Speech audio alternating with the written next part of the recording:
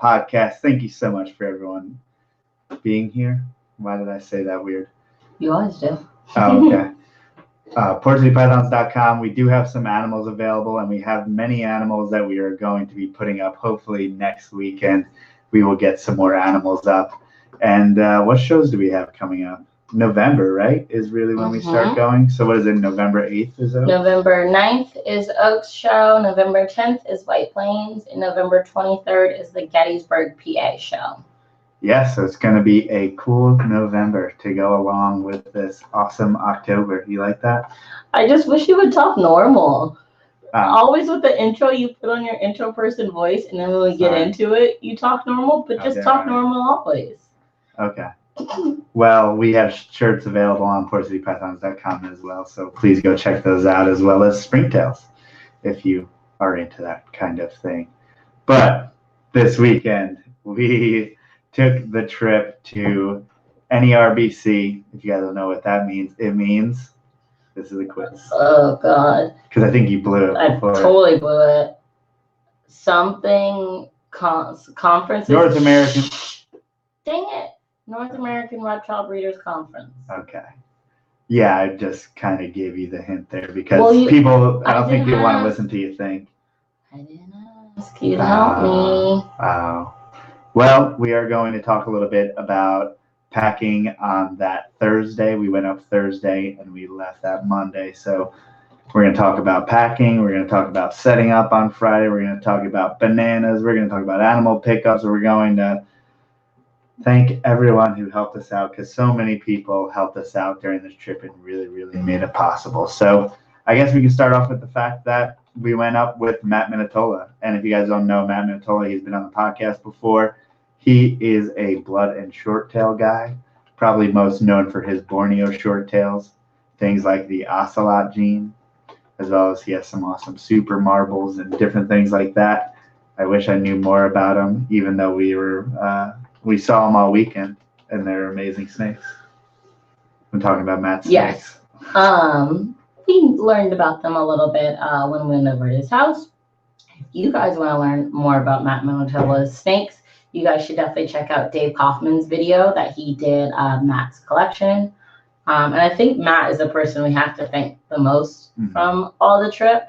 I mean, we helped him out. You helped him out too in the driving. But I mean, this wouldn't have been possible if he hadn't invited us to come with them and share some of his tables. So Matt gets 2 full tables, and we got to hop on 2 feet at the end of the second table. Which sounds ridiculous. It sounds like you would get nothing in there, but we had to have taken over 30 snakes, and we were able to set up a good amount of them. So that Thursday morning, Matt lives on the other side of Philly, so it takes us about 45 minutes to get to his place. Luckily, it was 4:40 in the morning, so we kind of beat the morning traffic.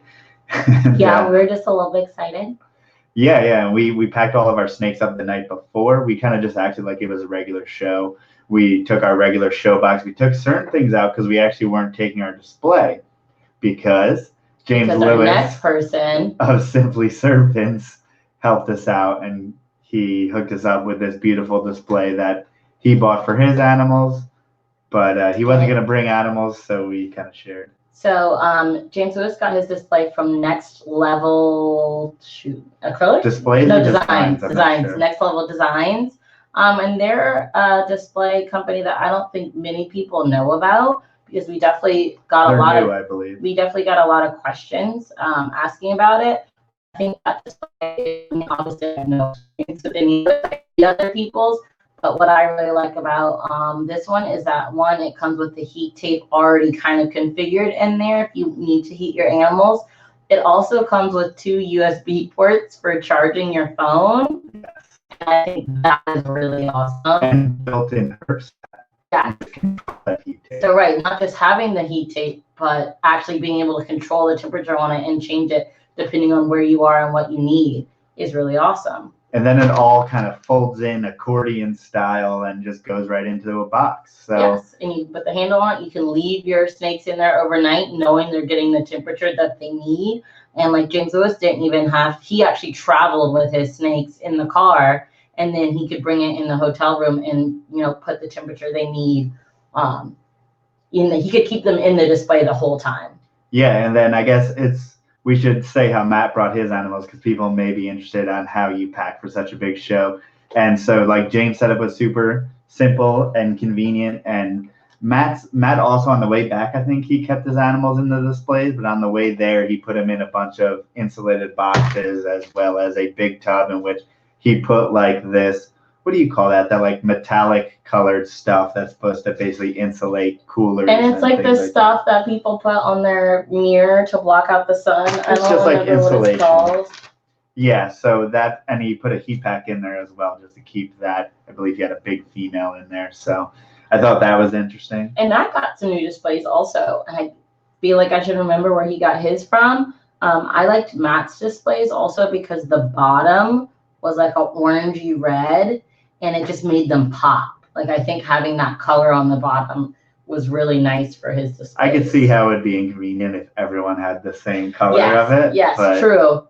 But I think it really works because Matt's logo is orange and it was like a bright fluorescent. And I saw them on a couple other people's table and they were all that color. So I'm assuming the company does not give you the option to choose what color you want on the bottom. Yeah, I'm not sure. But you're right. If everyone gets it, it wouldn't be cool. But it's cool right now that only a couple people have those displays with the bottom a different color. And Matt's is the same as James Lewis said. It just kind of folds up into one thing, but Matt's does not. But it doesn't do it accordion style. You have to stack them manually into it and then put a. Oh, true. James Lewis is just it kind of pushes down and pulls out. Matt's you have to act true. Yeah, so it's different. If you don't know what that means, sorry. That's probably confusing. Should I say the key thing, or I feel like I shouldn't tell the world that? I don't know. Yeah, basically. So we figured out, I mean, a million people probably figured this out before us, but we figured out that all the different companies who make the display cases for snakes only use about 2 different keys to lock each little individual slot. And so pretty much if you got your hands on those 2 keys, you could go in and unlock everyone's display in a show. Which on one end, I get it, because you can't make they're pumping out these display cases like crazy. They can't make different sets of keys for everyone. But I just thought that was a funny little thing that we noticed on Friday. Yeah. Friday, I guess. She slept, as most drives happen. And by the way, we had the trailer on the back, so that's part of why she didn't want to drive with the trailer on.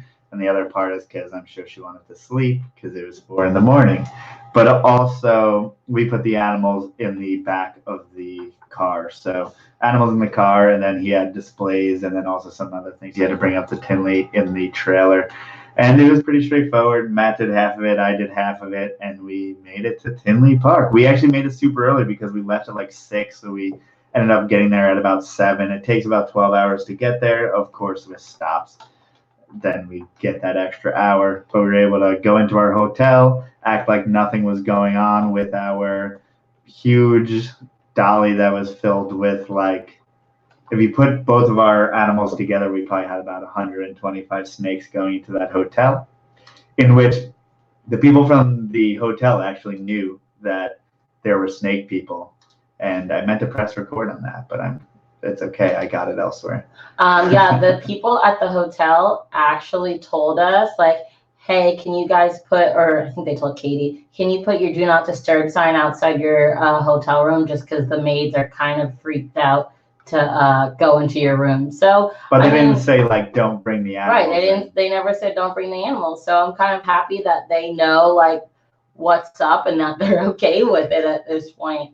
If you don't know about Tinley, there is about 5 different hotel rooms right across the street. Hotels right across the street from the convention center, and most people stay in those 5. So we were in the La Quinta, and they were cool with it. La Quinta, and then we got there, and guess what? Your dream came true. Yes. So, I have to say, I have never felt more concern for me in any point in my life except for this deep dish pizza. Like other times we've asked for things of people who listen to the podcast, various things. But this time I didn't even ask for the deep dish. But the amount of people that reached out to me about my deep dish pizza really made me feel loved and listened to. Because multiple people like were sending me addresses to different restaurants and recommendations, and we're checking in to make sure I got it. And people at Tinley were like, if Joe doesn't take you, I'm taking you. And so I felt special.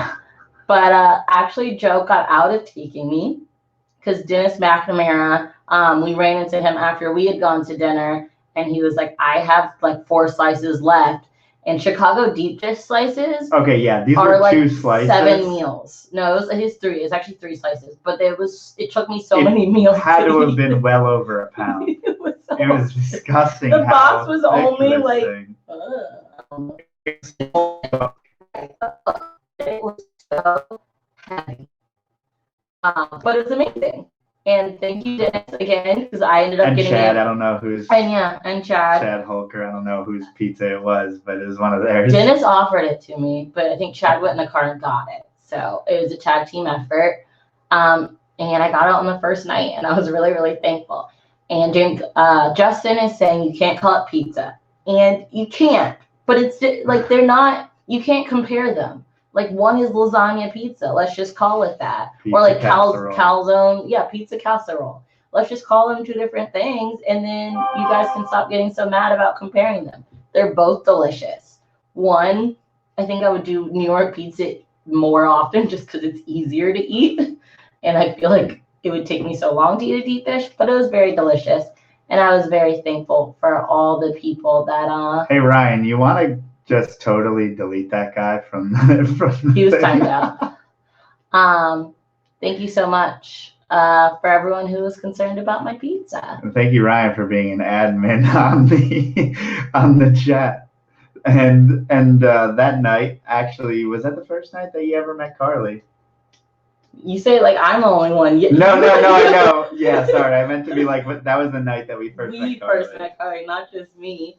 Yes. So Carly Jones, obviously long listener of the podcast, first time meter in personer, and she was she's always in the chat, and we've talked so much via text and via group chats and stuff like that, and as well as James Lewis and his wife Katie. I mean, these are people that we talk to all the time and considered friends, and then that Friday night we got to meet them, and then we went out to the wonderful Buffalo Wild Wings, 2.5 stars on Yelp, and they deserved every single one of those 2.5. So most people talk about Tinley obviously for the show, but it's equally about like meeting so many people you haven't met before. Like have these relationships online and you only meet this one time. Right. I'm sure this is true of other hobbies, but I think snakes especially, like you meet so many people online that you have not met in real life. Like we've known Carly for what, like over a year now, maybe? I don't know. Probably about a year. And we just met her this weekend because she lives in the middle of nowhere. But yeah, it's just really cool meeting people like Carly and James, but also meeting like big breeder people too.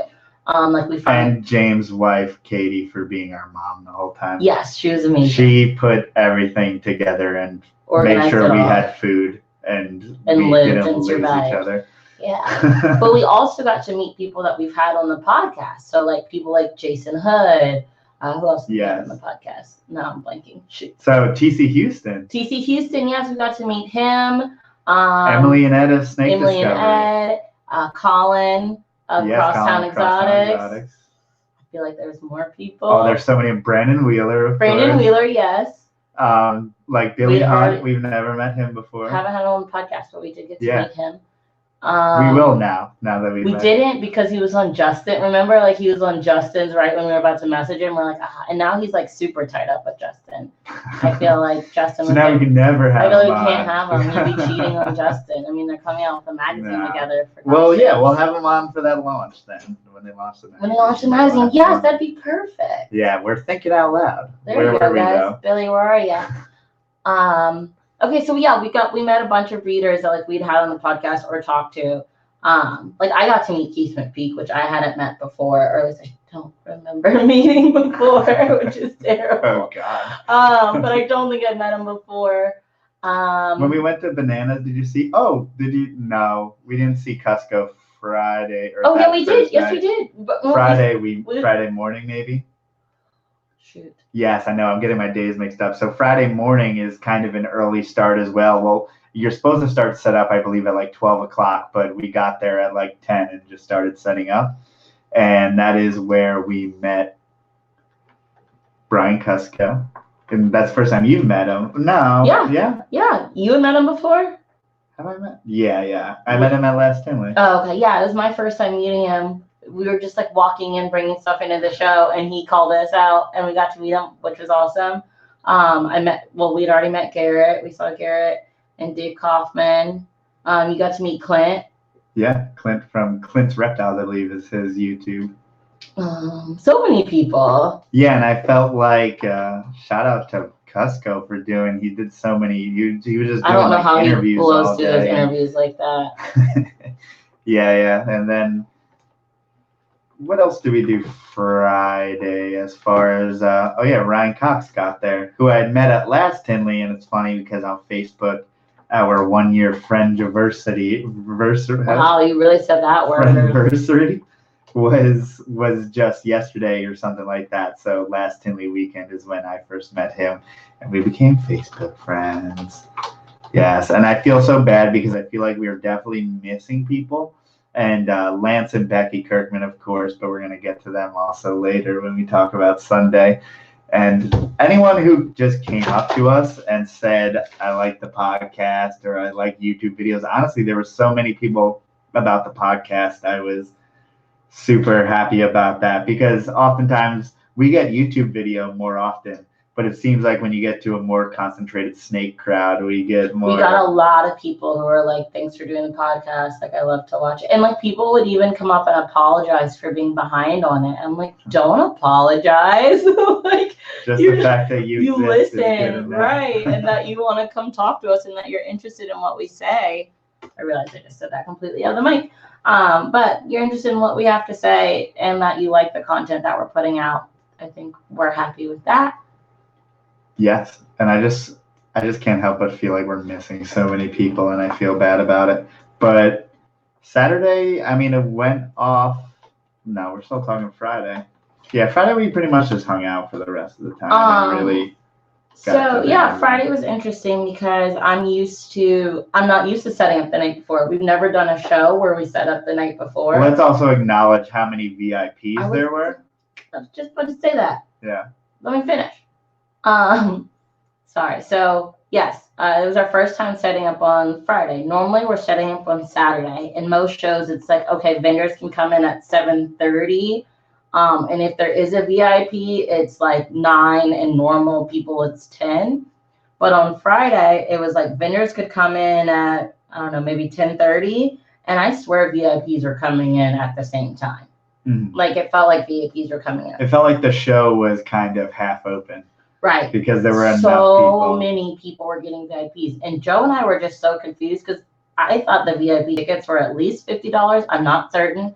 But there was like grandmas and a bunch of grandkids. I'm like, y'all just have all this money? Yeah, like kids must have been free or something. Something for this many VIPs. And it was kind of unfortunate. Like, I understand why people get VIP. They get VIP so they can get the first look at all the snakes that are available. But the thing is, we weren't even set up when half the people were walking through, and we had an easy setup. Like, we just do corn snakes. And so I feel like there needs to be a greater time, like maybe it's like those vendors who didn't show up for Friday kind of missed out on half a day. And then also the vendors who were there setting up kind of didn't get their downtime to where you were just hanging out, setting up, and it wasn't a big deal. There was often some people like coming up to different vendors and stuff even at that time. So I'm not fucking complaining about that. I don't care. Yeah, but it's just, you want to feel like you're presenting everything to people when they're, like you kind of feel weird when you're half set up and people are coming by because you want to be able to talk to them and schmooze them a little bit. Yeah, it's like, I'm not sure if you want to talk about all the snakes right now. Right. Like, do I stop my setup to talk to this customer? Do I right. I'm like labeling things, and do I need to get out of the way for the person behind me to see, or are they just walking by? So it's kind of awkward. It's awkward. And so I think it would be great to have a bigger time between when the vendors are setting up and people are coming in. That said, when people were coming in, that's the conversations. And Sunday, it's kind of impossible to have like long, in-depth conversations just because there's so many people coming. Mm-hmm. So Friday we got to do that. And that was the first Bananas night. Yeah, so Bananas, if you don't know, is the bar that's connected to the convention center, and that's where everyone goes. I have to say, y'all hyped that place up way more than. No, I don't think anyone hypes it up. You guys are like, yes, all of you are like, oh my gosh, Bananas is so crazy. Blah, blah, blah. I'm like, no, just people hanging out at a bar. No, granted, I'm a grandma and I was home, or I left. Yeah, we also left probably before. We left by midnight. And so maybe the crazy stuff happened after 12. But I'm just saying it was pretty tame before 12. Just felt like a normal bar. Snake people hanging out. But that's not how you presented it. You didn't say just snake people hanging out. You guys hyped Bananas up a lot. But it was cool. We went to Bananas, just a bar, and met more people. Yeah, but that's really where you get to sit down and talk at length to people that you don't necessarily know. So like that's where we talked to Billy Hunt for a long time, and then all the other people who we were down with. And then we saw Bill Stiegel was there as well. Yes, and Kim. Yes. And there was plenty of other people. I'm trying to think other people were there. I can't remember. Obviously Ian. Yeah, like Matt Moyle as well. Yes, Matt Moyle was there. Yeah, Ian. Don't say it like that.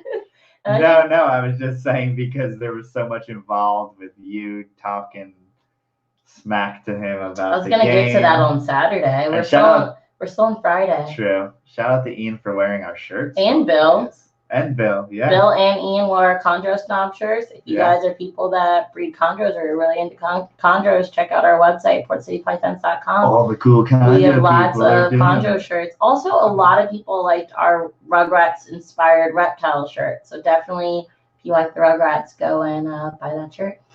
Bam, plug. They're really cool, and they last long. Yeah, but Saturday was pretty simple. I mean, Friday we probably left like 12:30.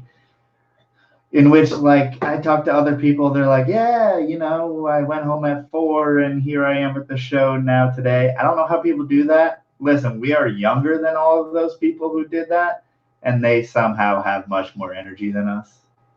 But I guess that's just not for us.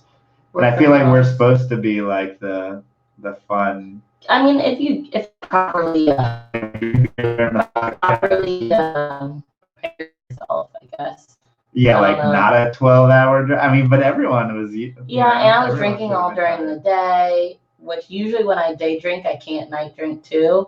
I probably day drink too much. I don't know. Let's not make this a podcast about drinking. Yes. But Saturday, you wake up and you do it all over again, and that's when like everyone is coming in. I don't know if they get. And then all the vendors are there because some people don't show up till some Saturday. People don't even come. Some of the vendors don't even come till Saturday. I'm assuming that's ones who either have a very quick setup or live close by.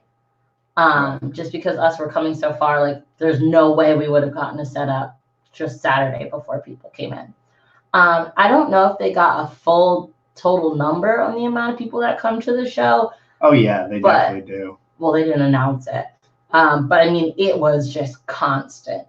It's very interesting, though, the way that the convention center is laid out, because you have like the main room with 20-foot ceilings and it's really, really big. Then you have this like clearly addition area. It's still open, but like it's different, and the ceilings get lower. And so we were in that lower addition area, and you cannot tell like anything that's happening in the rest of the room. So it's kind of weird. Like we have no indication of how packed it truly. I mean, we could tell our aisle. It was always a lot less crowded in our aisle than it was, say, in some of like the middle aisles and stuff like that. But then you got these guys that for the first year, this year, they opened up different rooms in the venue. So they usually do talks in those rooms. So there's the main venue, the main floor where everyone is. And then off to the right, there's like these little. They're like ballroom. You know how the convention center, it's like ballroom DEF.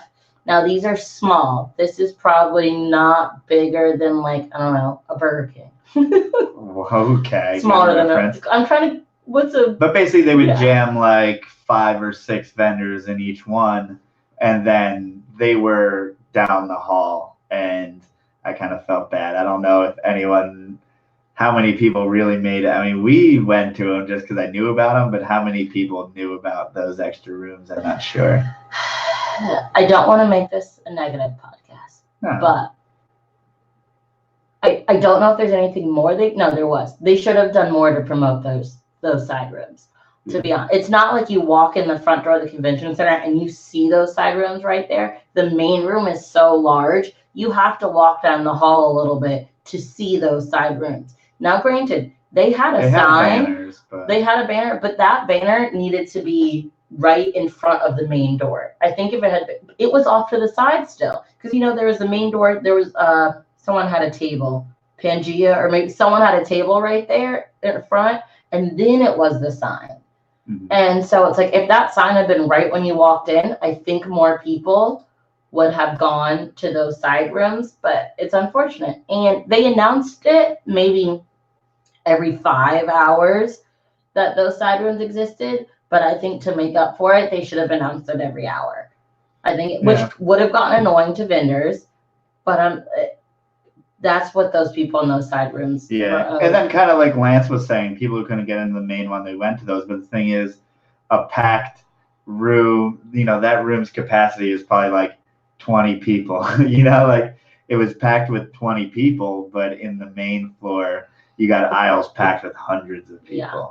So, but I mean, I don't know. But also, I mean, there's many ins and outs to planning comments like this that we don't know. No. So we can't truly comment, but like Benjamin Yunker said, it can't be cheap to vend Tinley. It's not. I think the rooms were cheaper. I think they said that they were. Okay. Yeah. I hope so. A lot of there's speculation of whether they got to pay less or not. Yeah, I hope they got to pay less because it's not equal.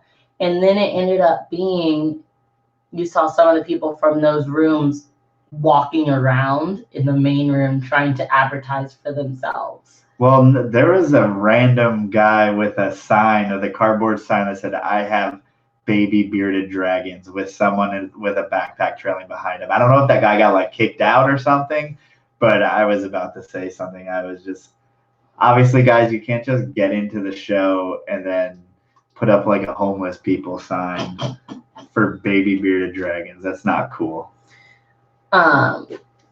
Yeah, it's really it's just interesting and not something to continue talking about. So what else happened Saturday? Saturday is where we got some animals. So there's only one we purchased.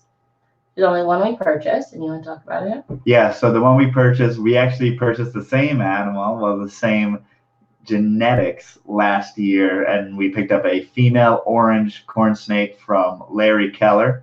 And if you guys don't know, Larry Keller does a lot with, not only does he do corn snakes, but he does a lot of the old world rat snakes. And he was the first person, or at least one of the first people, to breed Mollendorffi in captivity, or the 100-flower rat snake, as well as, I believe he was the first person to hatch out the Mandarin rat snake, which is obviously kind of a staple of herpetoculture today. Even for the old world rat snakes, I would say that's one of the most popular ones. So he really paved the way in that way. So it's really cool to just talk to him about that kind of thing. As well as, we went through the whole clutch, since we were a little bit early, we went through the whole clutch and made sure we got the best looking male that we could. And it is an amazing looking little animal. We posted it up today on our Instagram if you guys want to check that out. Crazy head stamp that looks like, you think it looks like a clown, or some people said skull, but I think it does pretty much look like a clown. And also, I guess that may have been Saturday too. We got to meet Brian Gundy, who's in the chat right now. Great timing. Yeah. And Brian Gundy is someone to where when I first got into reptiles, he was one of the original reptile YouTubers. And he wasn't this guy who had this amazing, luxurious setup, at the time where BHB and even the Ben Rennicks of the world. That's probably a little bit earlier, or a little bit later. But people didn't have it wasn't just like a basement breeder was making those kinds of videos. And he was the first like somewhat hobbyist who had videos on this and how to do it as what seemed like a normal person instead of these crazy commercial level setups and everything. So shout out to Brian Gundy for heading out. And I think he went there with Cusco. So it was awesome meeting him, and the fact that he watches or pays attention to us is just sweet. yeah, it's just awesome. So it was nice meeting you, Brian, and thanks for watching. And so talking about the Larry Keller animals, and we went through and we picked out our favorite one, and that's pretty much that. Yeah, and so I'm hoping and we kind of had that in our mind before we went down that was the one I was like, okay, that's going to be the one I know we probably buy, just because last year you got the last one, and it's such an interesting animal, and I don't know anyone else working with it, and I want to learn more. So we definitely had to get another one just to breed those eventually in the future and learn more about how they work. And I think it kind of lends itself to, we're all about figuring things out and figuring genes out. Like when something pops out, we want to know how it works. And also something that stops you like in your tracks. Right. But we're willing to take the time and effort to go back and figure out more about it. So, this might be something that we breed to a normal next year, or not next year, when they're a breeding age and everything, just to see what happens with it and what's going on with it. And that's something we kind of always preach to years. Like, figure out what's going on. There's so many things going on in corn snakes. Take the time to go back and breed it out and figure out all the different genes that are in that animal. Yeah, and it's something to where Larry's kind of old school. He breeds this orange male to this orange female every single year. He's not bringing it out to anything else or putting anything else in, so it's fun. We can play around with whatever genetics are going on, and we can reap the benefits of some of Larry's line breeding in order to add some pizzazz to our projects. You could say these animals are like so bright, they're ridiculous looking. So that's really why we picked those up, because they're really like showstoppers, and I don't think people have seen them enough, or I don't think they've been put into other things enough, to give them enough credit. So I'm really pumped to be working with those, and those are really cool animals. And I think we said it, but Larry Keller is of Prairie Land Herpetoculture. Yeah, so Prairie Land Herp is his Facebook, I believe. You can look him up. Yeah, so Saturday, then we also, we're going to mention Colin a lot of Crosstown Exotics. Colin gifted us 2 MBK, if you don't know, Mexican Black King Snake animals. And we love those, and we've had some unfortunate luck with MBKs in the past. Just because they were males and they should have been females. It's not like anything nowhere we couldn't care for them or anything. Right. We had missexed animals. In the missexing and everything. So he gave us a pair that we're excited to grow up with that also. And shoot, I had something else to say related to that. As you guys know, we got an MBK also a couple months ago on a breeding loan. So we're definitely looking to get into MBKs in the future and expand our breeding projects that way. Horizons with the black snakes. Oh, I remember what it was. Damn. Small anecdote. Joe's gonna get mad at me. It is still so interesting to me, the wide variety of pricing on MBKs. It's been, I feel like, a full year we've been talking since I started, and we still see some out there that are at There's a pair for $1,250. Yeah. $1,250. And how much did you pay for your first MBK? $80? Yeah, somewhere around $80 to $100. And it's they're not all like that, but it's just still. I'm so interested to see how long this lasts. This weird price thing going on with MBKs, and when is it going to level out and everything? Yeah, and it's just I don't know. I don't like to play the market that much, so I just didn't really get into them or do anything crazy. And Colin of Crosstown Exotics is just the man. So there you go. And if you live in the Chicago area, you should definitely go check out his haunted house that he's a part of. Statesville. I was about to say, I forgot the name. Statesville. Yeah. It sounds super crazy. You go down the slide into this basement. You take a bus into the middle of the woods, and then you have to like walk 15 feet in the woods. Definitely something that I'm too much of a wuss for. But if you like scary stuff like that, it sounds like pretty much the wildest haunted house I've ever heard of. Yeah. I feel like you probably have to sign a waiver before. You have to do that for all of them. But yes, if you're in the Chicago area, definitely check that out. Brian Gundy, that may be what it was. It may have been $1,200 and not $1,250. I may be incorrectly remembering. But yes, the pair of adult blows my mind that they're for $1,200 when Joe paid $80 for one of his. Yes. I can't believe it. By the way, you didn't put the mics on, so thank you, Brian Holt. We've just been doing this for. Why are you saying me? Because you set it up. No, you set up StreamYard. You made the studio thing. Yeah, well, I'm glad we did that half a podcast. Wow. Oops, guys. Awesome. Well, on the audio version, you can change that, can't you? No. You can't bump it up? And we were supposed to be recording, and I didn't. Cool. Awesome. Well, yeah. So Saturday night, what did we do? Do you actually not remember, or you? So Riley Wes Anderson, who has been on the podcast as well, he is actually a tattooer, and he is from Minneapolis, or he's living in Minneapolis right now. And he came out and did a guest spot at a friend's shop, south of Chicago. And then he headed up to Tinley Park on that Saturday. Yeah. So we met him there. And then we went to our hotel room. And we text Ryan, what's going on with this chat, man?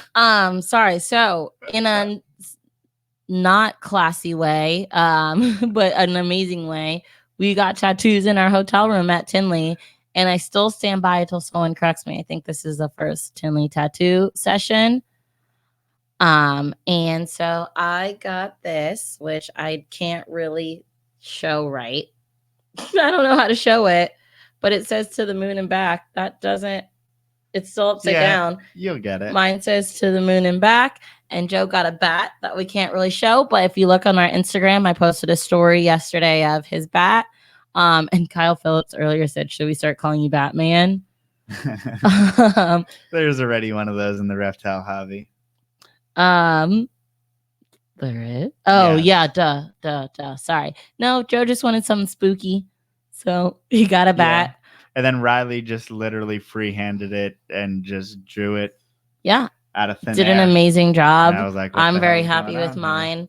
And we also recorded a podcast, but I need to do a lot of editing, and it's going to be like a B-side secret show that I'm sure it's a lot of random talking, and there's going to be like machine noise and stuff like that. So I'm going to have to edit it, and it's going to be something that's like put out as an extra, and it should be interesting. And I hope it's not terrible, but the people who are going to, if you really want to know, yeah. If you want to listen to unfiltered, us literally hanging snake out. talk, it was so in our room. Obviously, it was or us, even Game of Thrones. It was us two and Riley Wes Anderson, and then Brandon Wheeler. Did we say him that we met? So if you don't know Brandon Wheeler of Morelia House in California, Joe is wearing his shirt right now. You should definitely look at his stuff. But he was in the room. Our friend Carly, our friend Ryan, James, and Katie. They were all in our room, and we were just basically talking tattoos and snakes the whole time. And so it's very unfiltered. It's very raw. I don't know if the rest of the world will be interested in it. And like Joe said, the tattoo machine was going most of the time. So it's not going to be the best audio quality, but we felt like we should put it out there. I feel like, why not do a podcast while you're being tattooed at NARBC Tinley in the hotel room? And also, I didn't realize that it is pretty difficult to think about questions and carry on normal conversation when you're getting tattooed. But you were so still. It doesn't hurt. Well, that's what I'm focusing more on, staying still, than I am on coming up with new questions to ask Riley, because obviously that's probably his main concern, and that's probably my main concern is the fact that the tattoo's good. Well, thankfully we had people in the room who were pretty consistent coming up with questions. Carly. I wasn't going to say any names. Someone is just like real great at rapid fire questions, and so it helped you out. But by the way, I realized I'm dating like a mutant alien person. Joe did not bleed once. And that tattoo was at least an hour and a half, and like no blood came up. I wasn't even red. It didn't swell. It didn't get red. My little baby thing was so red and swollen. Joe had nothing. Yeah. He's just an alien. I don't know. And Riley did yours, and like I swear it was so quick. It had to have been 20. And it hurts so bad. The whole time I get tattoos, I'm like, why do I want these things? This is torture. But it's one of those things, like it hurts while he's pressing the needle, but as soon as he takes it away, it doesn't hurt. And there's some type of numb to it after a little while. Like typically 30 minutes of getting a tattoo is not, another hour isn't much worse than that. But when you get to like 3 hours and stuff, it can get brutal. But you kind of go numb after a while. And then after the outline's done, everything feels better. Okay. And the shading feels better than the outline. I don't know. You're weird and things don't hurt you. I don't understand. It was super awesome. And Riley's a great tattooer. And check him out. Riley Wes Anderson. I'm not sure what his handles are anywhere. He says it in the podcast. I'm pretty sure, if you look up RYLEE Wes Anderson, you can find him on Facebook and Instagram. He is such a cool actor name, Riley Wes Anderson. Isn't there a popular actor that's Wes Anderson? Is it literally Wes Anderson? I was thinking like Wes Craven, and but there is like a Wes Anderson. I think there's a Wes Anderson. Someone who's a little, I don't know, but it's a perfect actor name, but also cool tattoo name, Riley Wes Anderson. And he's one of those people where you feel like you need to say his full name. Just because it's so cool. Which James Lewis is that for you. Even though I can call him James, but for some reason you can't. I can't do that. Wes Anderson's a director. I knew there you go. But Wes Anderson. So that was most of our Saturday night. We didn't even go out because the tattoos took a large majority of the night. Yes. But it was so worth it and amazing. And Riley keeps Dry Marcon as well as Patias and other crazy big colubrids. So we talked a bit about that. He also went down to Florida to mess with venomous snakes with some YouTubers that are pretty controversial, but but we're not going to get into that. We talk about it in the podcast. So if you guys want to hear about that, about, I forget, what's that guy's name? I don't know. Yeah, but we talk about them. Chandler and maybe the other one's Taylor. Is that his name? I have no idea. I don't even remember having that conversation. So that's great. Ooh, bam. Yeah. That's good. So Saturday night was super fun. Yes, Ian. Sorry, I skipped ahead a little bit. Now we can bring in Ian. If you don't know, Ian Bissell lives in Florida, and he went to the University of Florida. And if you know anything about college football, my team LSU played the University of Florida on Saturday, and all of Saturday I was messing with Ian and just all the normal football taunting. And it was great. I literally sped from our hotel room right before we got the tattoos to where Ian was eating dinner just to go mess with him right before halftime. And I just love football and all the things that go along with it. And so she was just super disrespectful to Ian the whole time. I wasn't disrespectful. It's called, what's the word? All right. After you win, you got to be a good sport. I said one thing after. There was Facebook posts, being tagged, all this stuff. Yeah. Poor guy. Sorry. But he has the Chondro shirt that we made actually for Southeast Carpet Fest. It's in Florida colors and it says Chondro. So he was wearing that. But go Tigers. So just because we won, I had to say at the end, and now it's over. Okay, so then Sunday morning's a little bit later of a day. VIPs and vendors get in at 10. And it opens for the public at 11, I think, like that, just because, Sundays are slower. People can come in later. I don't know if I would say there was any less than Saturday. Maybe there was. No, there was. There was more lulls. Never mind. There was more lulls. It's such a sleepy day in comparison. Sorry. Yeah. Saturday. I don't know why I said that. There was definitely lulls in it. but still compared to like your local show, it's still much bigger. And all the fun wears off because there's like not much more. There's not another big night, like 80% of the people are taken off that day, even though we were staying an extra day. So many people go home that day. So it's not like we're looking forward to hang out with more people or so, but not like we weren't doing anything. And unfortunately, we still weren't able to get our spotted cow from Emily and Ed. Oh, I don't think most people know what that is. You should explain. No, it's a beer. We talked about it on the podcast with them. But it's a beer that you can only get in Wisconsin, I believe it is. And apparently people from there really love it. So. Really like their beer. But I do have to say it was really great to meet Emily and Ed. I think they are one of the people who are very similar in their YouTube videos as they are in real life. I don't think they're really putting much on. I think that's just who they are. But I also don't envy them. Because every 5 seconds there was a child wanting to take pictures with them. And there were so many people that were just decked out and the whole family is in snake discovery gear.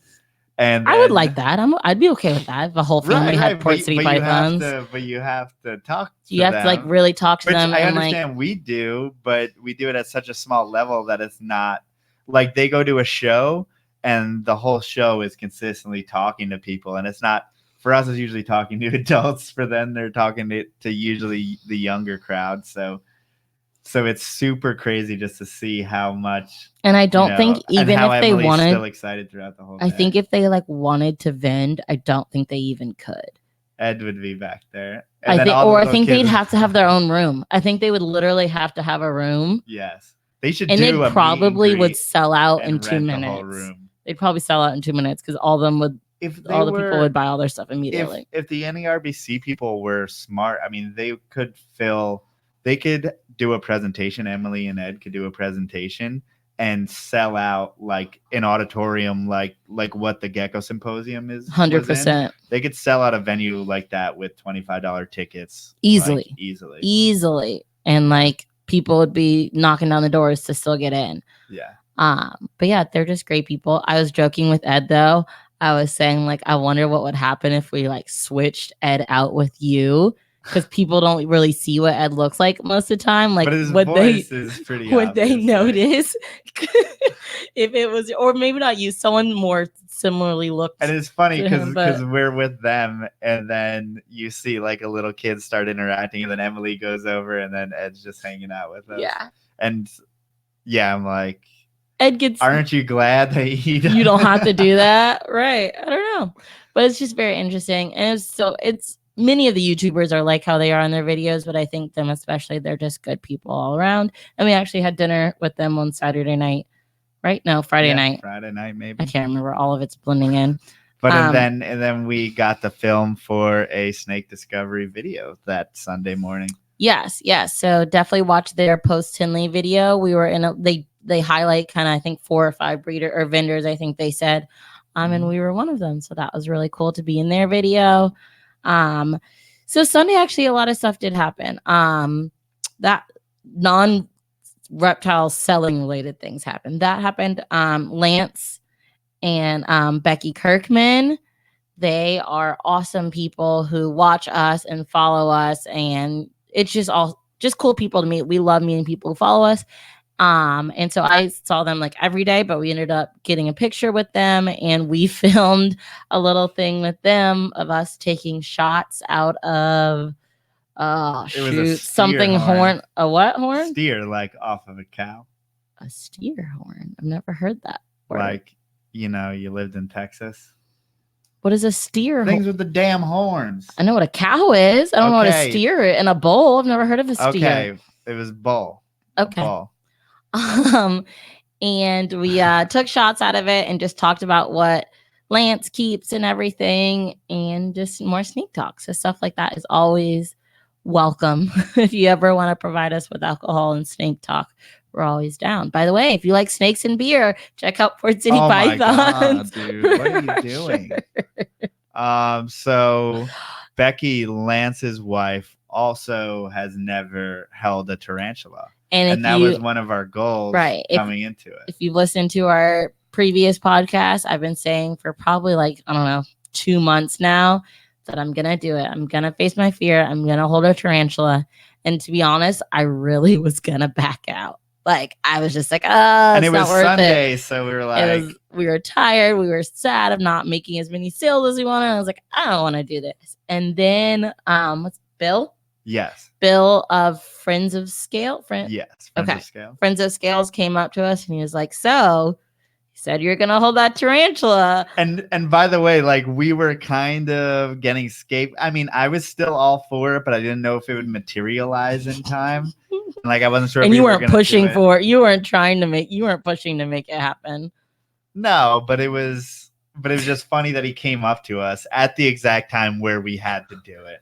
Yeah. I mean, we knew that this had to happen. If it was going to happen, it was going to happen at that moment. He came up and we both said yes. And then Becky said she hadn't ever held one, so she would do it for the first time as well. So we're like, okay, let's just go do it.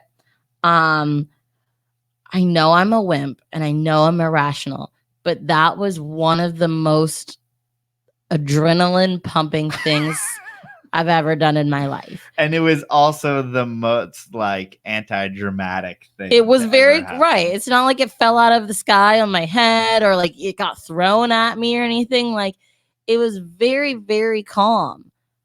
I was not calm. It was all me. No one else was like, making me feel this way. It was all in my head. But like, the Friends of Scales people were in one of those side rooms we were talking about earlier. So we had to walk down the hall a little bit. And just the whole time walking down the hall, I feel my blood rising. And like, I'm just getting warmer and warmer and warmer. And so nervous. Just things with legs, y'all. And it's so many legs. 8 of them. And in my head, I'm like, oh, it's going to be so fuzzy. It was a mixture of me being scared of it and also me being scared of what I'm going to do to it. Because as Joe will tell you, I have very terrible knee-jerk reactions. Yes. Meaning, like, if you see in the podcast, if you hear a loud thump, it's her, like, swatting a bug or something. She is a natural-born killer. So. And, like, thrower. Like, a little thing I'll feel and I'll, like, do like that or, like. Yes, and I was like, if you do that, we're going to have to cease to be seen together in public because like, I was so nervous I was going to throw it. Kill a tarantula when we're supposed to be people who like animals, especially exotic animals, in which, tarantulas are usually lumped in with the reptiles and amphibians type of thing. Yeah, so it was just so many fears, so many things going. Bill just really educated us about like every aspect of, I believe it was a Chilean rose hair, if I'm correct. So Lance can probably correct me in the feed if I'm wrong. And yeah, I felt very comfortable because the way he set it up, the way Bill did it was he put it in like this coconut half shell, like a little hide that you would use. And then even though he did that, I mean, you had your Fitbit on before. What was it, like 155? No. It was a 132, I think, was the highest. Just because it was also like heart rate, right? Yeah. And it was bad though, because I kept looking at it and then getting more freaked out. So I just kept going higher and higher. And like as he was talking, like it would go down for a second because he has a very calm voice and like he was really explaining things. By the way, this will all be in a video. We filmed all of his explanations. You'll get to see it all.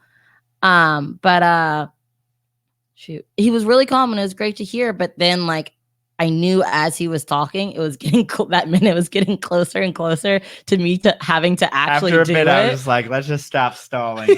I respect all this that is going on, but I don't know if it's going to help Melissa really at all. I think she needs It did a little bit, but then it got bad. And I knew I had to go first because I feel like if I saw you do it, for some reason I would back out. So I went first. Yeah, I mean, you kind of volunteered. I was kind of surprised. I thought you were going to be last. I need to go first because if I see other people, I'll miss out. I have to go first. Like when we go rock climbing, I like to go first because I'll back out. But Ryan Cox at 120 beats per minute is high for a high level workout, and you got to work out harder because that isn't hard. Oh, it's not. Like 155 is usually like the cardio zone, which which people try to be in if you're. Okay, gotcha. So I wasn't. My 132 wasn't too crazy then, yeah, right? But I wasn't doing anything. That is pretty crazy. You weren't doing anything. I was literally just standing still. Yeah. But what's interesting, what he told us is that when tarantulas like feel like something is like too warm or like it's hotter than it should be, they won't stay there. Oh yeah, it literally. So he put the bowl down. I had my hand in front of it, and he let it he kind of coaxed it out of its coconut bowl, and it literally stepped on my hand for 1 second and then went off. And before it came out, it went boop. Oh yeah, it kept tapping. It would tap my finger and then go back in, or tap my hand and then go back in, and then he had to keep what's the word? Coaxing it out to get on my hand. And it literally immediately went off. So it's I didn't even get a full feel of it because it was so quick. But Bill was saying when he touched my hand before the snake, just to keep the tarantula, just to keep my hand still. And he was saying he could feel the heat coming off of me. I'm getting nervous even talking about this right now. I bet I'm so warm just already. And it was tentative to come out. And then when it did come out, well, first of all, your face was, you didn't even really look at it. Oh yeah, no, I couldn't look at it. I literally had my face turned, or I was up or down. I couldn't look at it. Couldn't watch it. It needed to happen without me looking, because if I was watching it, I would have snatched my hand back or something. I couldn't look. It was crazy, but I did it, and to be honest, it felt nothing like I thought it was gonna be. He explained that there was pads on the bottom of each of their feet, but I didn't truly realize, oh wait, it's literally just gonna feel almost like weird little pincers, right? There's two. There's the little claws, but I didn't feel the little claws. Yeah. So you said you felt the claws. I didn't feel the little claws. No, maybe Carly did. Someone did. But I didn't feel the fuzziness. And so that's what I was worried about, was the freaky fuzziness. Feel it at all, when it's only when its legs are on your bottom like this, you only feel the pads. Now if I did some things like that, who's gonna be rubbing it? I don't know. But I didn't feel the fuzziness. And so it wasn't as bad as I thought. But it happened, and it was scary, but I did it, and I'm proud of myself. And then Becky went, and she didn't really seem that phased. Everyone else was much calmer. You went, Carly went. And when I went, I put my hand down, it went out, and I literally stood there. Yeah, just that chill in your hand. Yeah. Didn't do it. Now, how did you get it back? Did Bill get it back in, or? Yes, I believe so. For you, she just went over your hand. For me, she just hung out there. And then I guess it may have been different if it was moving a lot and I was trying to hold it, but everything was just so controlled that I didn't feel like there was any way that things were going to get weird or scary or, anything I was uncomfortable with. It was so controlled and straightforward that there was no reason to be scared, really. Okay, thanks for making me feel good. Well, no, that's just the way it is. And I was just saying most people weren't. For the rest of the world, you don't need to be as scared as I was. Yeah, and then Carly got down and she held it, but she loves tarantulas. I don't think she's ever. She hadn't ever held one, even though she loves them. Now, this is not to say that if one pops up in my house, I will be just as terrified, and I will not touch it. Oh yeah, a wild ass one. This was one that was in a coconut shell, and it and it touched your hand first. To be not touching anything wild. I don't touch wild snakes even. But yes, that was Sunday. And then at the end of Sunday, kind of when we were saying our goodbyes, we went around and talked to more people. So we talked to Billy Hunt again. I think we're going to Southeast Carpet Fest and Daytona after talking to Billy. It's pretty possible. And we went and talked to Colin of Crosstown Exotics again. And that's when he pulled out some of his animals, show animals that he uses for his educational things. So Joe got to hold his first anaconda. And what did you think about it? I think I held a yellow at Wes's house, actually, which was a very different experience. Wes. Wow, how dare you. Lake Charles. Oh, Jesus. Yes, sorry. Who's also attached. It's confusing me, Riley Wes Anderson. It's throwing up. I was like, Wes. Yes, Wesley Owens. Okay.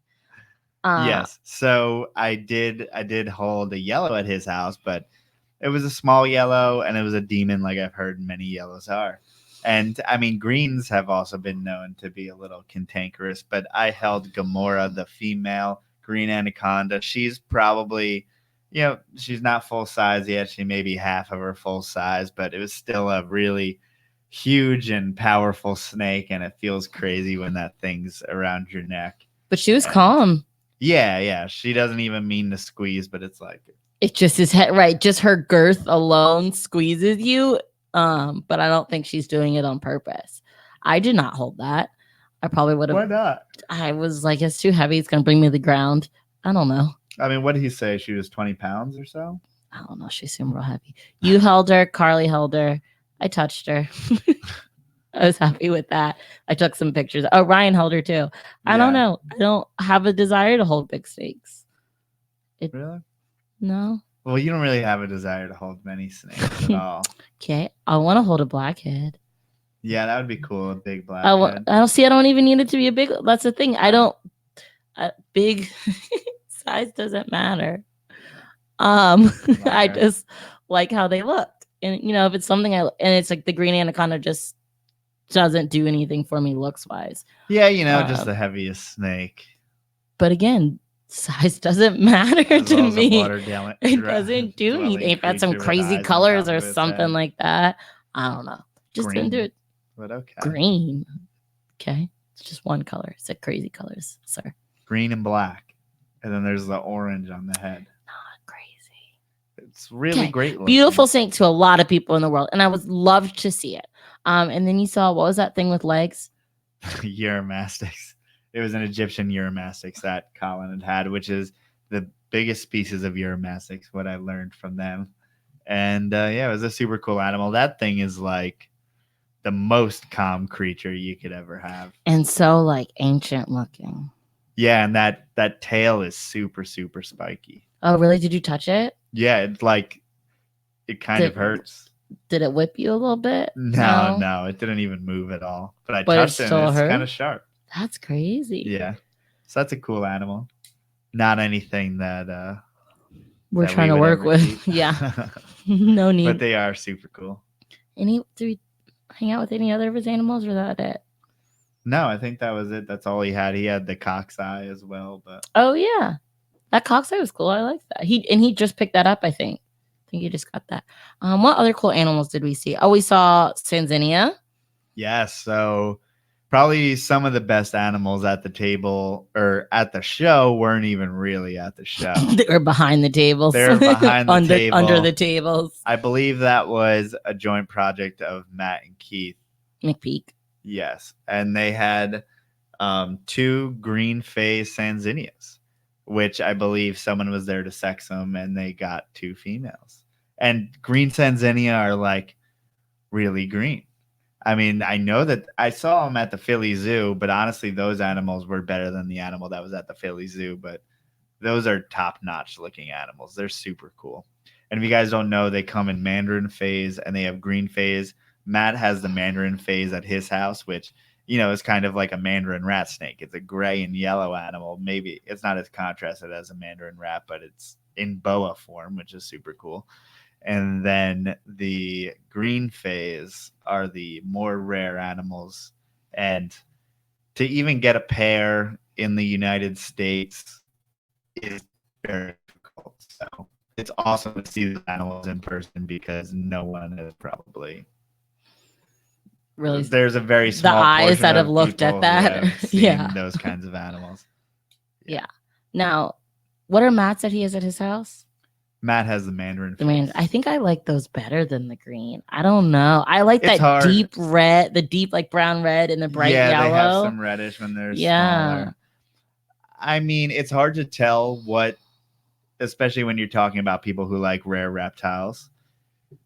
Are things cool because they are beautiful? Are things cool because they are rare? So that's one of those things where I think both are beautiful.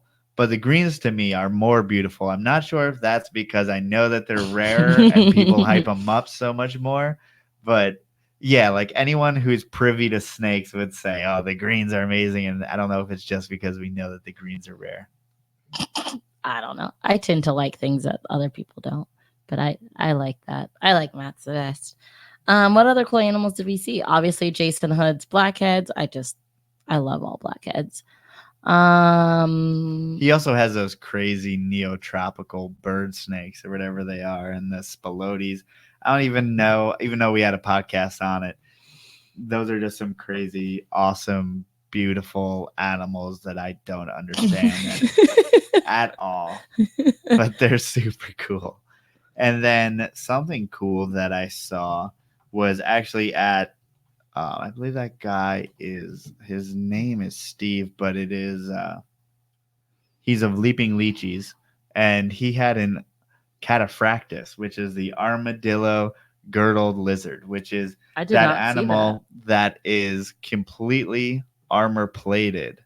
And then, it's that animal that Stephen Bushkow was talking about, right? Yeah. No way. How did I miss that? Yeah, so he had it's that animal that it looks like it's covered in spikes, but it is it's a pretty small lizard fit in the palm of your hand, maybe like 6 inches or so. Where was his table? How did I miss that? His table was in the middle of the aisle. It was just. Was he holding it? In plain sight. No, it was in a display enclosure.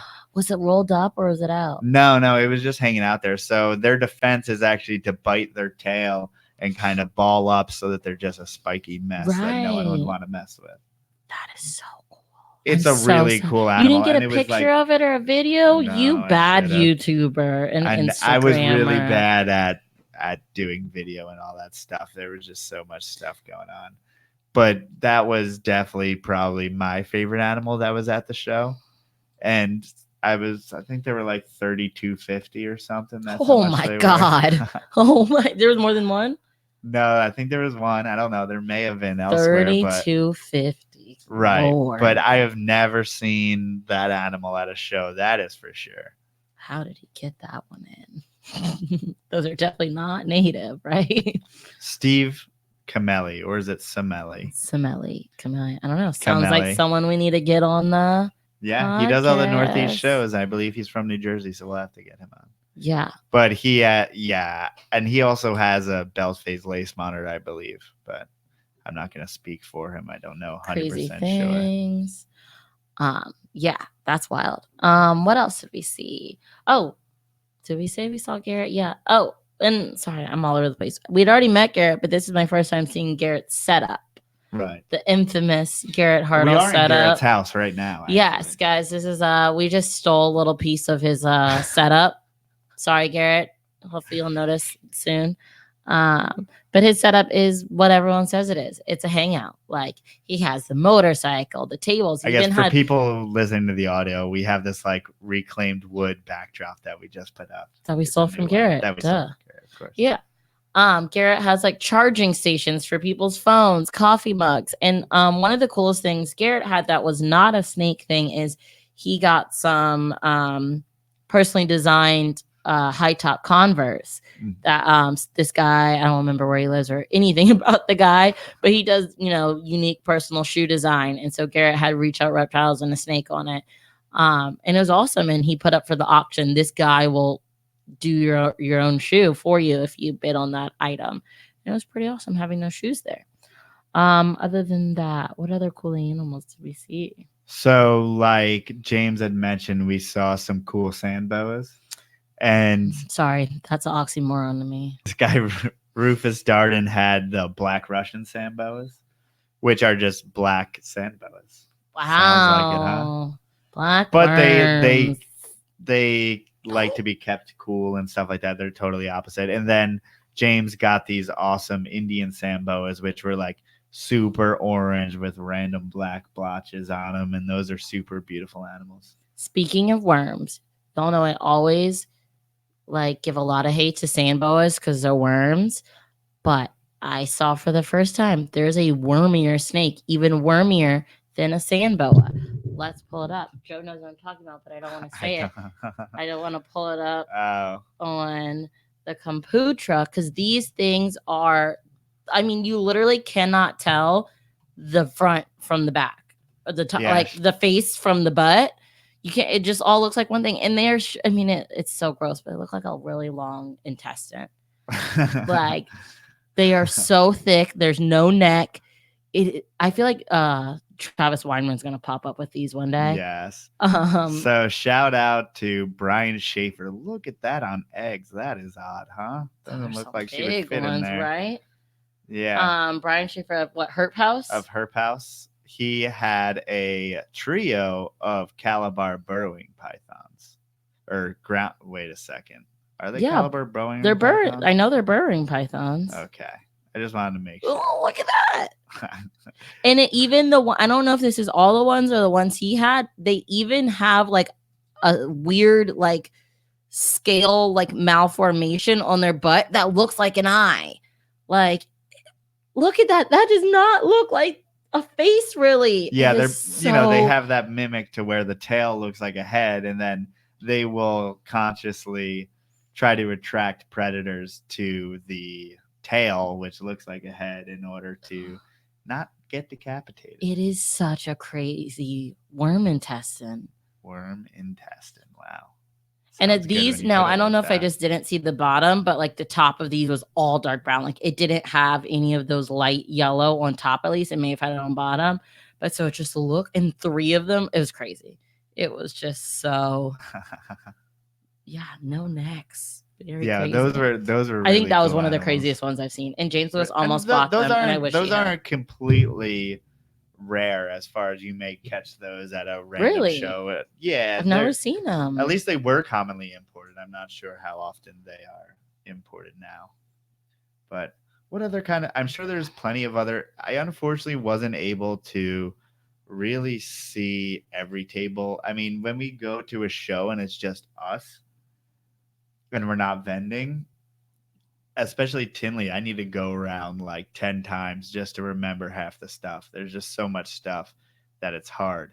And yeah, so I didn't see these, but people are saying that there were emerald basins. So how did I not? I love emeralds. How did I not see them? I don't know. I believe they were young, so you may not have been able to tell 100% them from, say, a baby regular emerald that isn't a basin. Gotcha. But maybe, I don't know. There was, like Joe said, there's so much to see, and we don't want to be away from our table too much. And that's another thing, that having a greater time period between vendors and VIP, it would give us more time to walk around without like people. Friday, no one was set up, so there was half of the people were set up, so we weren't able to do it then. And then Saturday, even when we went around early, some of the vendors still weren't there. Right. And so it's just, I feel like we didn't get to see everyone and everything. Oh, they said it was on Nerd's table, as well as Bolin's, I guess, were on Nerd's table as well. And I just didn't look at it too much because there was just crowds. Nerd probably had one of the biggest crowds there. And I'm obviously Garrett had a crowd too, but I think Nerd definitely brings in some of the bigger crowds. But yeah, those burrowing pythons were so crazy. I couldn't believe it. I haven't been that shocked in a little bit about a snake. Not a snake I want, but just like, it just blows my mind that it exists. Yeah. Yeah, and then Travis Whistler had a whole bunch of rough scale pythons. Okay. Talking like 30 animals. So that's pretty crazy to see. And then Carly said shovel nose snakes. I don't remember seeing those. Yeah, we saw those, I believe, at like one of the imported tables, whether it was Triple L or James Lewis saw a kookery. How do I miss all of these? Oh, we should have sent that to Travis. Or something like that, yeah. Which, I mean, for us, we have those typically at our show since Outback does our show. We have kookeries. And but those are rare snakes and not too many people get to see a lot. So roughies. All that Benjamin said we should get a pair and breed them before Owen.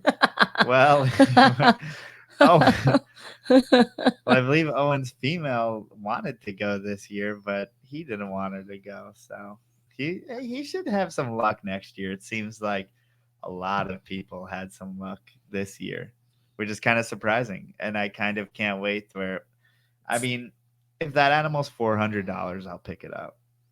It's still at like $1,250. We don't need any roughies. No, I know, but I like them, is what I'm saying. Meaning, like, if it gets to a pet level, then I'd be down to get a pair or something. That would be my consideration. I don't know if I just didn't see it or it wasn't there, but I feel like I didn't see as much scaleless things as I was expecting. Yeah, I mean, there was that whole table of Okay, scaleless so I corns. definitely just missed it. No, you were like, I saw those. It was a whole table of. Okay. Yeah. But I felt like at our previous like local show, so I was expecting like 4 or 5 tables of scaleless, to be honest. But I feel like there's not, there definitely weren't. Get them out of style. No, but it just wasn't, it was surprising considering how many people are still interested in it. Did you see Rare Earth setup? So they have a bunch of the smaller monitors, and they have this. It's like a zoo exhibit. I mean, it was like limestone rock, and the enclosures built in, and the monitors were just hanging out all about. Were they near Garrett? Setups. Yes, it was on the back wall. Yes, I remember seeing them. Yeah, so that was super cool, and that was just a super cool setup and super cool animals. And not that unfortunately, I don't know enough about a lot of those little animals to be like blown away by anything, because they're all little brownish, reddish little monitors. But there's other random brown things that you're so into. I know, yeah, you got to be into the right brown things. I mean, like even at a place like Tinley, we don't have a lot of rare colubras represented at all. So like never ever would I see a random Baja rat snake. Never would I see a random green rat snake, Western green rat snake, which are the ones from the US, not like a red tail or green rat snake. I didn't see any mandarin rats. And I love I'm sure those. if we looked hard enough, we could find one. But like those are so awesome. Why aren't there more of them? Yeah. Where's the love for rat snakes? There really isn't any. Besides, corn snakes, and besides... Were there beauties there? There were Chinese beauties. There were Taiwan beauties. Whether it was... That's what I didn't get to see the zircon. That's really who was the rare color. The thing is, it's old world rat snakes. It's never new world stuff. It's never... I just don't think people are that successful with the really rare, new world things. But I didn't get to see the Zirkles table as much as I wanted to. I probably should have. I should have been looking out for certain people, and I didn't really get around to it. And so sorry, whoever I wish you could like half vend. But then that's dumb, because then you're potentially missing out on so much money. Because it's like, I would love to have one day where we don't vend at all and truly get to look at all the tables and then vend another. Like there's just, it would have to be where like you leave me for the whole day and it's just me vending there by myself, which I hate. But that, I feel like that is the only way you would get to see all the stuff. And then I would just make you film it so I could see it later.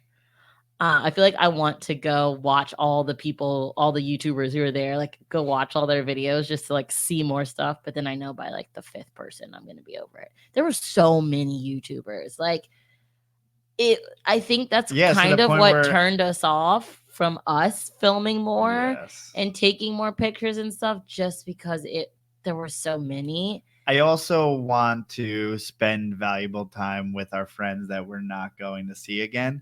And it's probably easier to do a video and have quality time with your friends while they are also, if they're also YouTubers, then they understand that the content needs to come and things like that. But I mean, yeah, like Emily and Ed came out to dinner, and it's like, it's not like we're going to film during that or...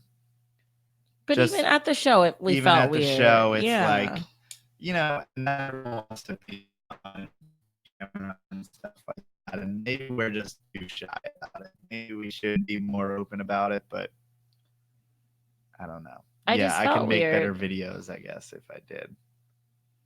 I don't know. If there was only like 3 people it's weird, because if there's only 1 person doing it, I would also feel weird about it. And then when there's 15 people doing it, I feel weird. I feel like a sweet spot is like 6 or 7, maybe even 4 or 5 people filming. Then I would feel more inclined. But we feel weird just carrying around a camera the whole time. But we got some in there, definitely enough to make a video. We got some things. But it's so different. Yeah. We're different, maybe. I don't know. Yeah, we need to Maybe if we planned it out better, did something. But I mean, I didn't see really like Garrett filming much or Cusco filming that much. Well, so. Cusco does his interviews. That's his main thing. But he'll probably still vlog the trip. I mean, to be honest, most of the people I saw with cameras, I have no idea who they were. Now, granted, I don't watch that. I don't watch any YouTube videos. But I didn't know who half the people were with cameras. Yeah, I don't know. Oh, someone else. Not one of you guys asked for me to be in your video. Only Emily and Ed, so at least we get asked by the best. Whoa, shots fired. Yeah, all the rest can. I wasn't talking about like Dave and Cusco, and I was talking about like random people that we didn't know. I was. Wow, you heard it here. Yeah, asking to be in your video. You were in all of ours. No, you weren't. No, none of them were. They were on our podcast. That's probably why we suck at being podcast. YouTubers. Because they're like, oh, they don't even want us in their video. Well, they were on our podcast. That's why we need to find out where we fit in. Like, if we're gonna be YouTubers, then we gotta like. No, we're just do the YouTube. We're just low key ones. We're just low key ones. I don't even know what that means. We're low key.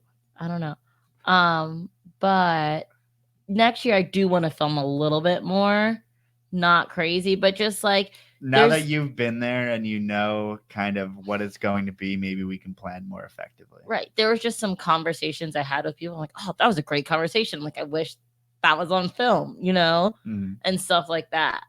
So just, I want to film conversations, but that's kind of hard because then I feel like when you put the camera on, sometimes the conversation changes and that's hard to do. But we have 365 days. We did figure it out. To 10K subscribers while we were there. Yes. So thank you all the YouTube people for watching all the videos that we do have out, because it's nice to get to 10,000 and just been doing it for 2 years. It's so silly. Yeah, it's like, it's funny because TC came up and he's like, hey, you're about to be at 10,000. And I was like, am I? We didn't even notice. We didn't even notice. But so shout out for TC knowing our numbers better than we do. But so that's super cool, and we're definitely going to put out a new video before Emily's video comes out, so that if people see us from Emily's video, they know where to go and they have a video for them to watch. It's not just this podcast with us rambling on and on.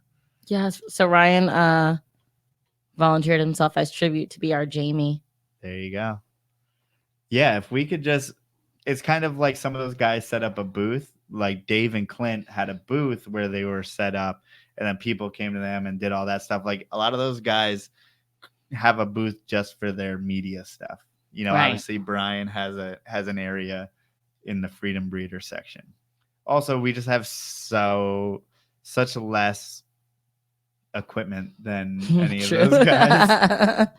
Again, we have 365 days to do better. Clearly, we're already doing better with this. Whoa, it moves. Garrett's behind there somewhere. Oh, just wait. He'll pop out. Reach Out Reptiles things will just start popping up on here. I do have to say, between Garrett and Emily, it was a close tie as far as like merch I saw people wearing. A lot of people were wearing Reach Out Reptile shirts. That's true. So like only a couple with our shirts going on. He's doing it. Like all his marketing stuff he does pays off. Like, it's definitely like the sign he put above the urinals. Yeah. If you haven't noticed, did he actually admit to it? Because some people are like, no way Garrett actually did it, but it had to be him. Garrett did it. So yeah, because Garrett is the marketing guru, he literally put signs above the men's urinals about coming to his table. Someone has pictures of it. Who posted it? I don't remember who. Maybe he got tagged in it. I believe it may have been Ron St. Pierre, which is a person who I wasn't able to see at the show, and I really wanted to meet. And we had talked about meeting, and then by the time I had realized we didn't meet, then I was like, damn it, it's too late. And then I'm like, I'm an idiot. I'm surprised he didn't find a female to ask to put it in the girls' bathrooms, to be honest. Well, it was obviously a joke that only pertained to men.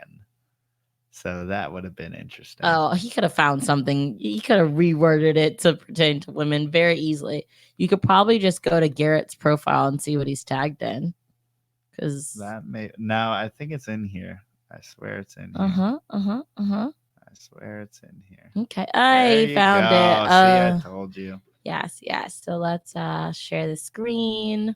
So basically, it has Garrett bent over. So if this wasn't appropriate, this is PG-13, guys. Children don't watch. No, it's an innuendo First anyway. one. It's not like offensive. Yeah, but it's just PG-13. Yeah, so it's Garrett bent over slightly with a giant retic between his legs. And it says, caution, big snake, heavy lifting can cause serious back injuries. If you think your snake might be too large, thank you for changing the picture over. Are you fucking kidding? Joseph, stop. You just had to leave it there. I'm trying to make it full screen so people could read it. It was too small for them to read it. Okay, caution, big snake, heavy lifting can cause serious back injuries. If you think your snake may be too large, please ask Garrett if he will show you his super dwarf. Please keep our hobby a back pain-free place. Thank you. So it's funny. Everyone was hilarious. And obviously it's like, did Garrett do that? Did who do that? I mean, of course Garrett did it, but it's fucking hilarious. And it's funny that, he kind of trolled all of Tinley Park because people didn't know. It's, it's like a little prank. It created buzz. It was amazing. It's pretty brilliant. So shout out to that idea. Now I feel like people are going to start doing things like that. They should. It works. It's smart. But no, Garrett's been doing special marketing thing for a while and no one else has come close to what he does. So he's going to keep doing him. Yeah. What should we do? What we do now. Nothing. Advertise only on our own podcast. Yeah. Oh, no. We'll see. We'll start doing things, passing out shirts. We got to give more to people. I think really what a big thing we learned this whole Tinley Park was how much more we have to improve. And I've never been more excited or driven to improve our things, whether it's the podcast, whether it's videos, whether it's just the marketing of all that. I want to improve in such a way. And now it is so much. Now I feel like we're finally at the point where I can put more money into that stuff. And I'm really excited to keep on doing that. Yeah. And it's like, I can only control so much of how fast our projects go and everything like that.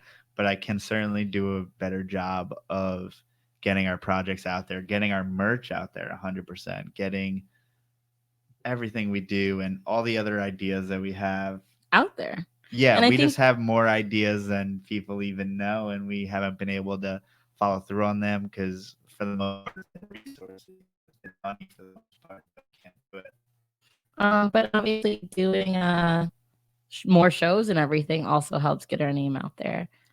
Yeah, it's kind of crazy how many we get random Instagram followers just for being at Tinley, or people just adding me on Facebook because we were at Tinley and that kind of stuff.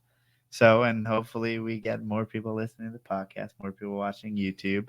And it's just because it's not so that we get our numbers up. It's also because I feel like we are putting out a quality product per se, and it will help the community in many ways. And I feel like our perspective is different than other people in the community. So hopefully people enjoy it or hate us. I don't know. And it's about numbers to me, just numbers, just lame. The last we got to 10,000 subscribers on YouTube. Well, think about Garrett. We saw his merch everywhere, but I don't think he has as many subscribers as us on YouTube. Maybe he does now. He probably does now that I say that. But also, so we track our stats of downloads on this app called Pulse, which is connected to SoundCloud.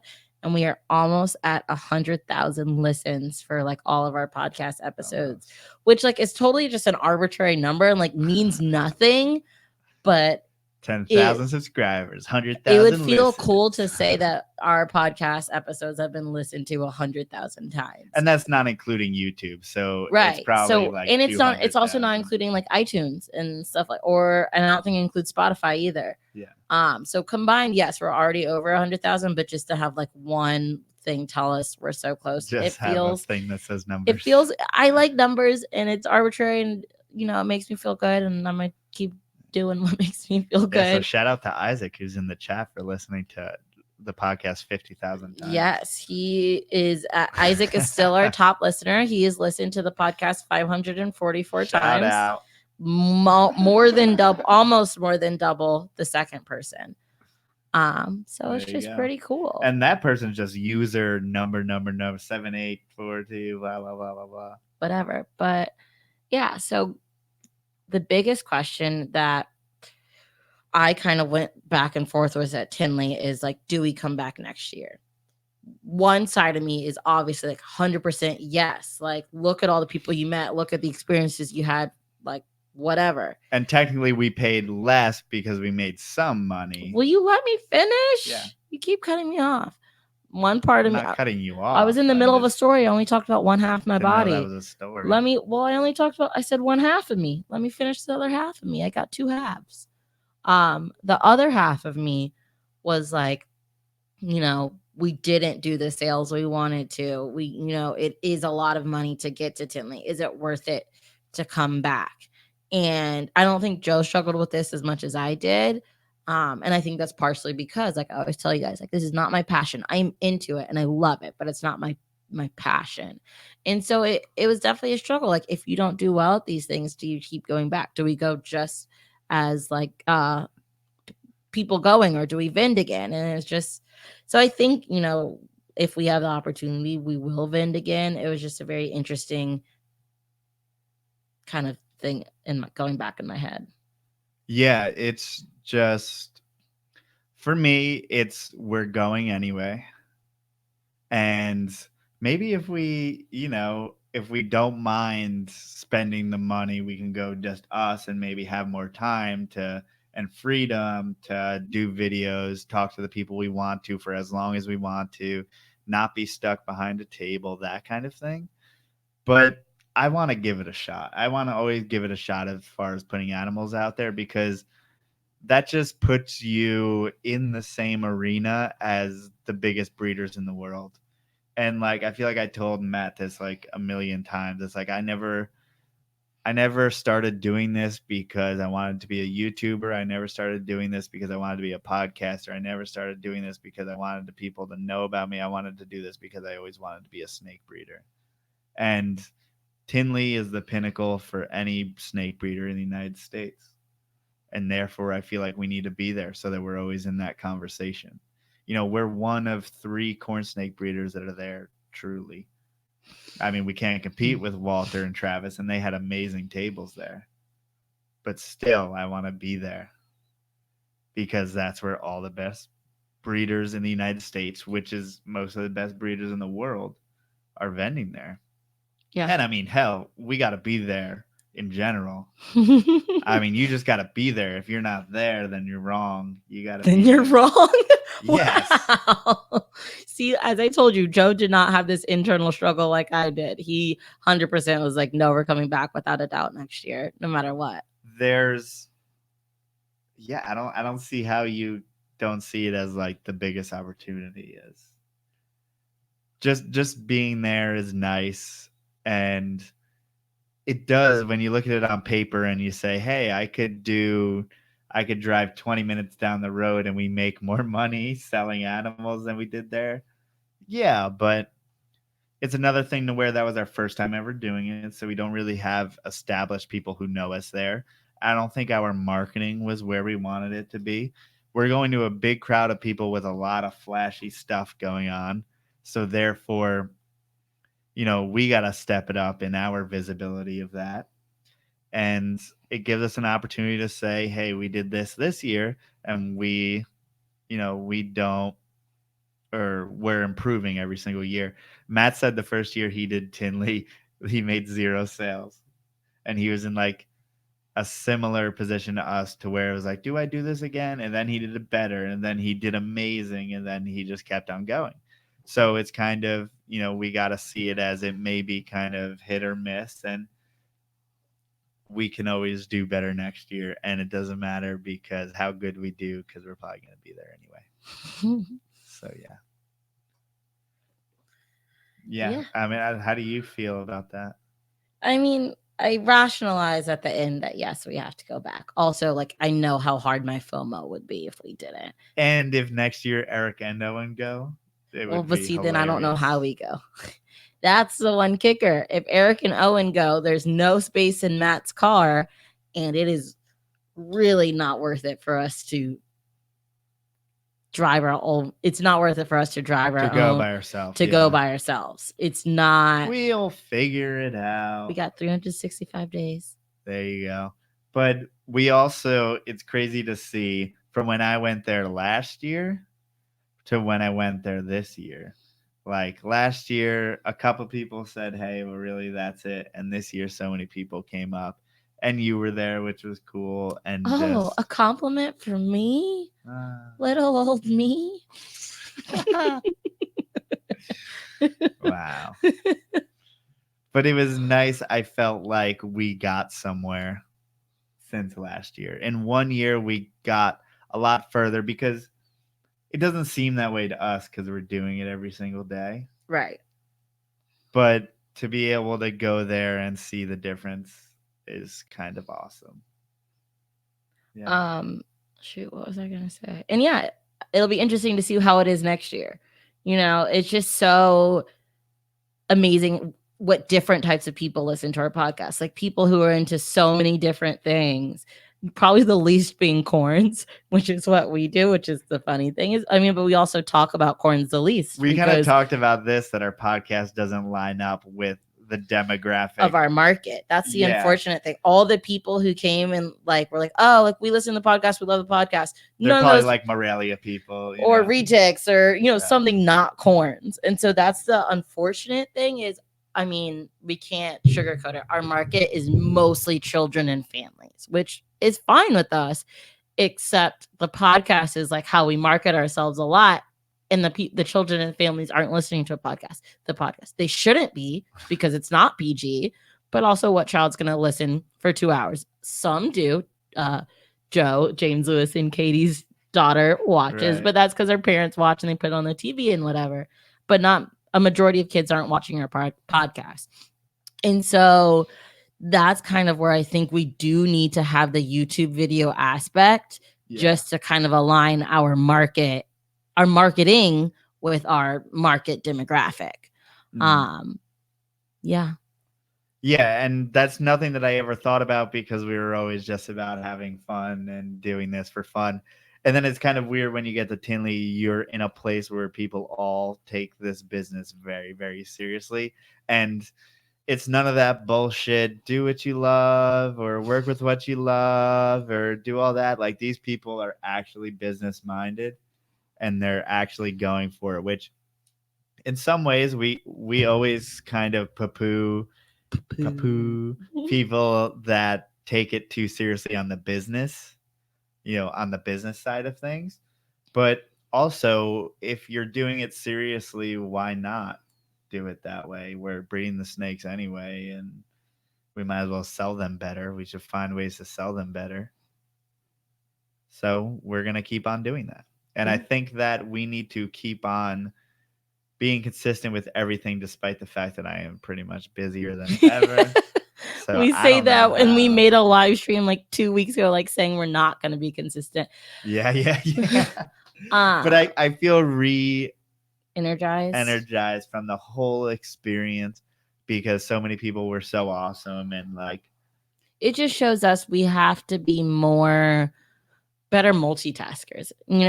Like Joe and I are both people who like need break time, like where we're just watching TV and not doing anything for a little bit. But I think instead of watching TV and playing on our phones, we could be watching TV and messaging more guests on for the podcast, or watching TV and editing a video, or watching TV and updating the website, or refreshing in Morph Market, stuff like that.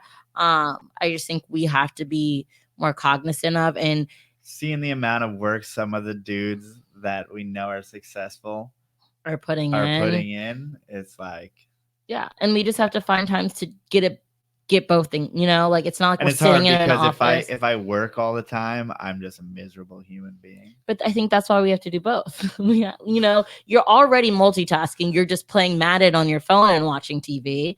And instead of playing Madden on your phone and watching TV, you could be doing something on the computer. Like, we're already doing the multitasking things. I'm on Facebook and watching TV, or on Instagram. But like you go, now that I have a full-time job, it's like I do work, and then I have to do this work, which honestly, it kind of keeps me in a good schedule doing it, but it can be a lot.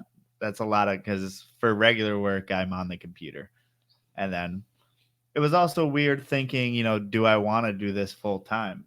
I know for a fact, and I keep on coming to this conclusion, but I don't know how often I've said this, but I certainly don't want to make a living on animals.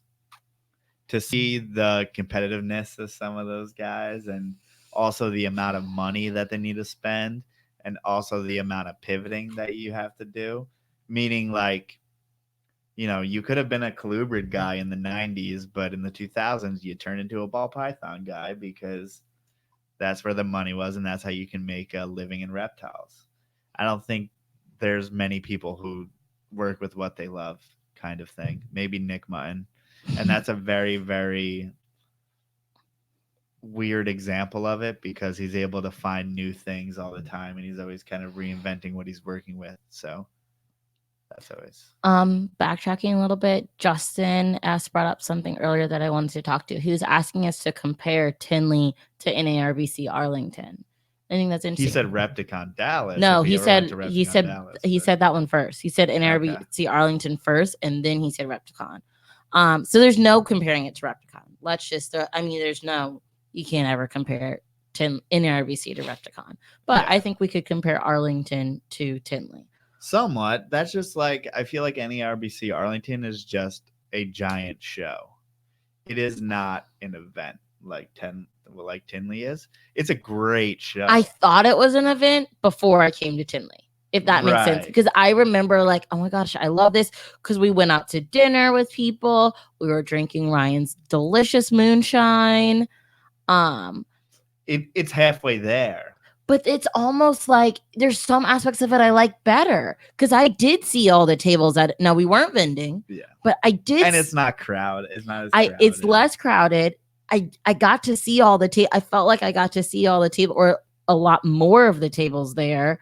I got to interact with breeders more. So but it was not the level. It's not the level of breeders. I mean, the Barkers are there, which is amazing. There's big breeders there. There's a lot of really big breeders there. But there's also little ones too. Yeah, there's also kind of the normal, But I don't know. I think it has some qualities that it will lose if it gets bigger. There's some qualities of it that I like. But at the same time, it's not the networking get all together type of event. It is some of those people go out to dinner. They do. But if you think of it, like some of the local guys that are friends with us didn't even go to the show. If you're local in Tinley, you're going to Tinley. You're going to Tinley, right? You're not missing that. You're right. Some of them, true. There are some people, they're like, I got nothing to pick up, so there's no point in me going. Right. Tinley, you would never. Even if you are not buying anything, you're going. True. Yeah. But do you think Arlington will ever make it to the size of? I don't know if they want. If they're trying to. It's just a different scene. Is Potter putting on that one too? Yes. And so it's a lot easier for Brian Potter and Bob Ashley, who are together in it to make the NARBC shows. Where does Bob Ashley live?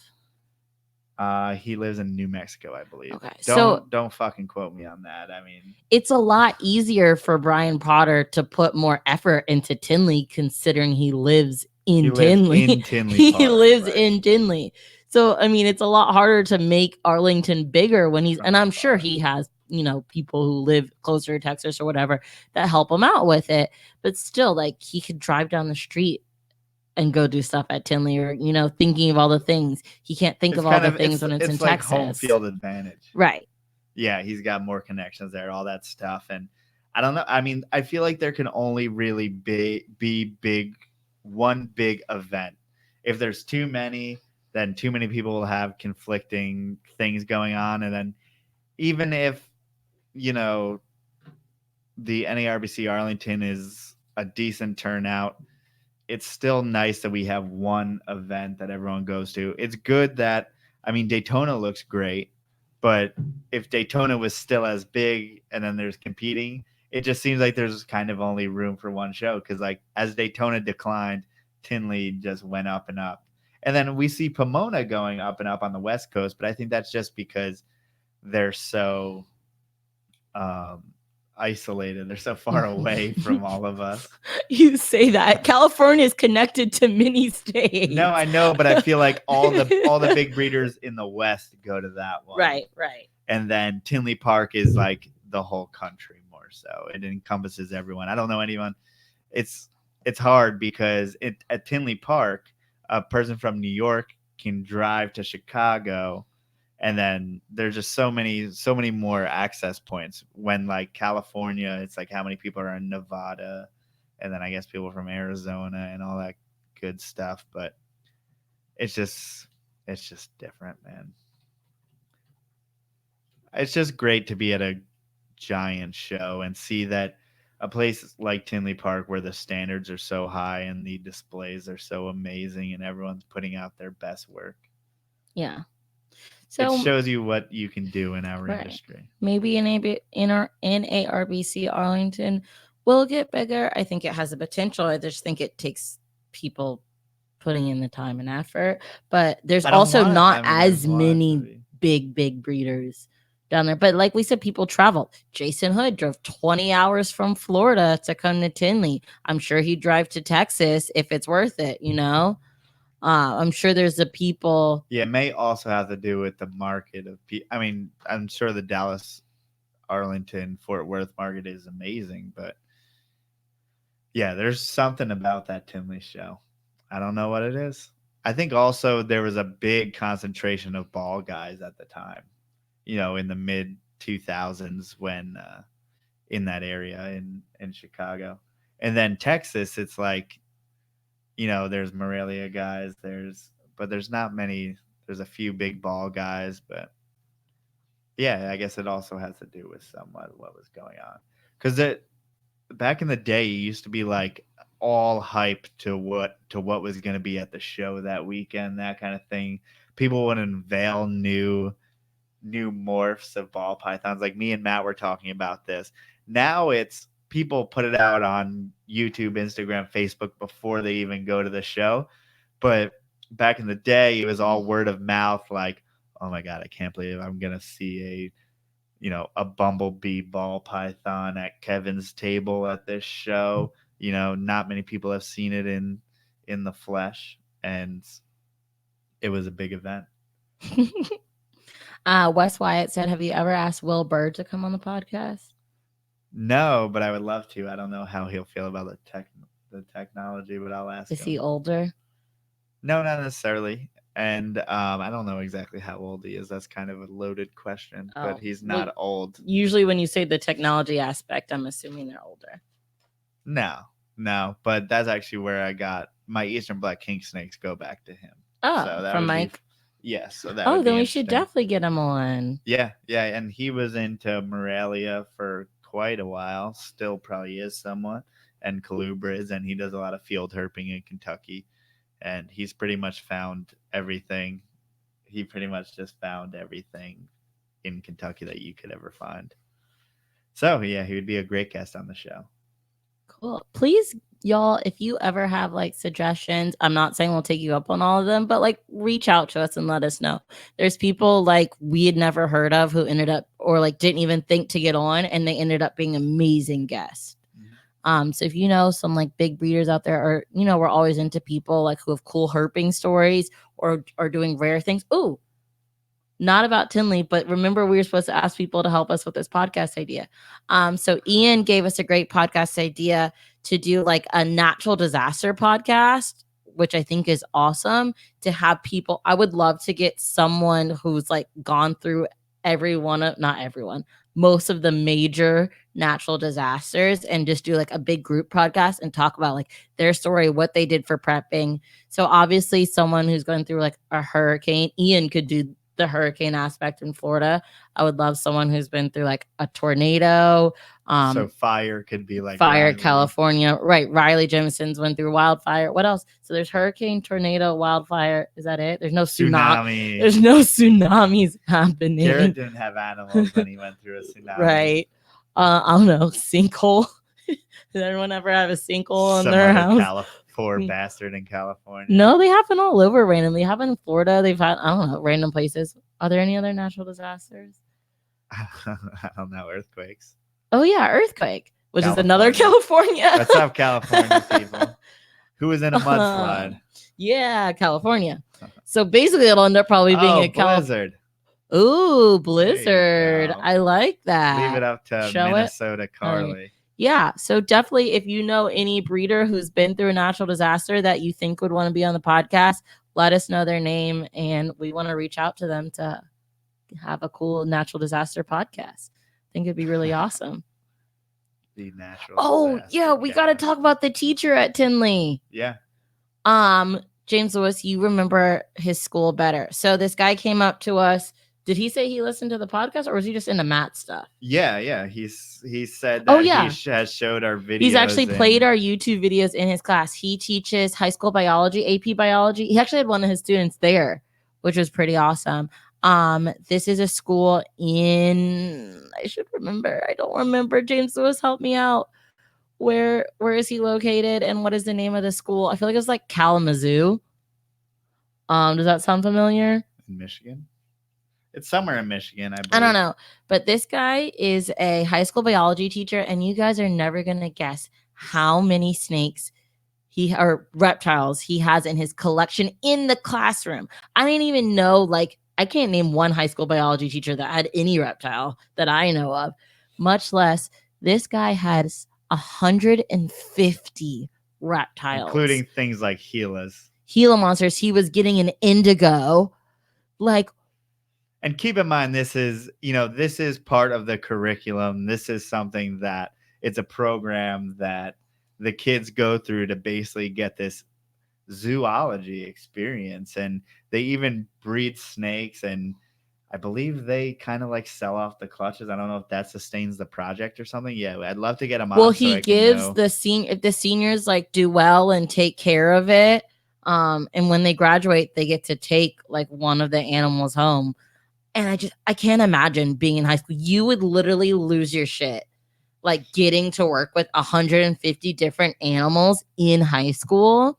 But I'm also on the flip side. I'm like thinking back to my high school. I don't trust any of the boys I went to high school with to handle Gila monsters or stuff like that. They're all too immature. No, but I think that the way school was set up just sets boys up to be immature at the same time, because you gotta sit down and be in math class and stuff. If your curriculum was getting up and cleaning cages and handling the animals and actually doing things, it sucks that school is so often just sitting there and listening and then remembering things instead of like having to actually do things. So that's something that I feel like could just straight up change kids' lives. I mean, that kind of stuff. So our other plan for a podcast, I don't know how we'd ever do it, but I would love like maybe a day that I'm off work, we could actually like, and we can't be a 2-hour, like maybe a 30-minute or 20-minute podcast. Yeah, like whatever their period would I would love to like set up something we could do with his class and get the kids like to show us like their class collection, and like they could say some things. So stuff like that. We're always trying to keep the podcast exciting and different. And I think that'll be so awesome. And I think that'll be something that'll inspire some younger generation of future breeders and future keepers. Yeah. And that's something that seems pretty damn unique for high school. I don't know anyone else who's doing that. So shout out to them. We need to get his information. I would love to have. I think James Lewis did. So, and Wes Wyatt, it literally was just a guy who's a high school teacher came up to our table and was talking to us. Yeah. But yeah, definitely want to connect with that teacher. James Lewis, if you remember his stuff, can you email it to me? Or not email it? Wow, what am I saying? He did email something to me earlier. Can you message us? Or if Katie remembers it. but it'd be a cool podcast idea. So we're trying to come up with different stuff, keep things exciting for you guys. It's just like actually making it happen is the hard part. Yeah. But yeah, so we will have to read through this chat later. Benjamin and Kate and everyone were telling us some different places that have natural disasters and people. But if you have specific people in mind for the natural disaster emergency podcast, message us on Instagram, because I say I'm going to read through this chat, but I probably won't. But yeah, so yeah, but it was such a great weekend. Definitely thank you to Matt, of course, and then everyone else behind our table, which was James, Katie, Nick, Carly, and Ryan Cox, of course. And then Chris and Aspen were over on Matt's side, and they helped him out. So Keith McPeak was helping out. Yeah. Thank you to anyone who helped us or like talked to us or watches us or listens to us. Thank you to everyone. And what was it exactly how you expected it to be? No. What was different or the same? Bigger than I thought it was going to be. Really? Because you don't know till you're in there. Like I knew it was like, 10,000 people. The venue's not that big. From the outside, it didn't look that big. But then you go in there and you're like, oh my gosh, this is huge. It was bigger inside than I thought it was going to be. And I forget how many like factions there are in the snake world, if that makes sense. Like, yes, there was bananas where like a lot of people went, but still it was like, some people didn't go till this time, or some people only went at this time. And it's like And do you realize how the different niches act in comparison? It's like there's a ball python people, there's this people, there's this people. Like everyone has their little group, and I kind of wish break it down, I feel like I kind of wish there's a little bit more intermingling between, and maybe as we get more into the, like more people know us and we're in it for longer, like we will naturally intermingle with more people. Is that part our fault as well? I'm sure. Probably. Because we haven't had many ball python people on the podcast. We haven't had many boa people on the podcast. It's a lot of people who have gone out from our roots, which is like rarer pythons and colubrids and kind of biologists also, which are people that we don't really see at Tinley. But I mean, people like educators. We saw Brandon Fowler at the show. We forgot to say. Yes, Brandon Fowler, if you don't know, Roaming Reptiles, who recently moved to Wisconsin. He was there for a hot second because he had to go back home to his son's birthday. Yeah. But it was awesome to meet him, another person we've had on the podcast. And that was great. Yeah, and it was, it's always interesting to see the different groups, and you're like, why does this exist? Because we're all kind of in the same deal. But I think so many of us are introverted, and we're all talking to people we already know, and people have been going there for years and seeing the same people, and you want to catch up with them. And was there anything or anyone? We meant to try to get people for the podcast, but we did pretty bad. So yes, we'll have to message those people while we're watching TV. Oh, our new TV thing.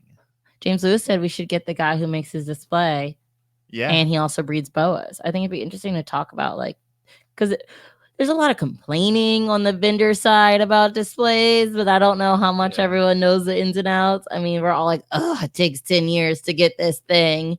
But how many people really know the ins and outs of, making displays?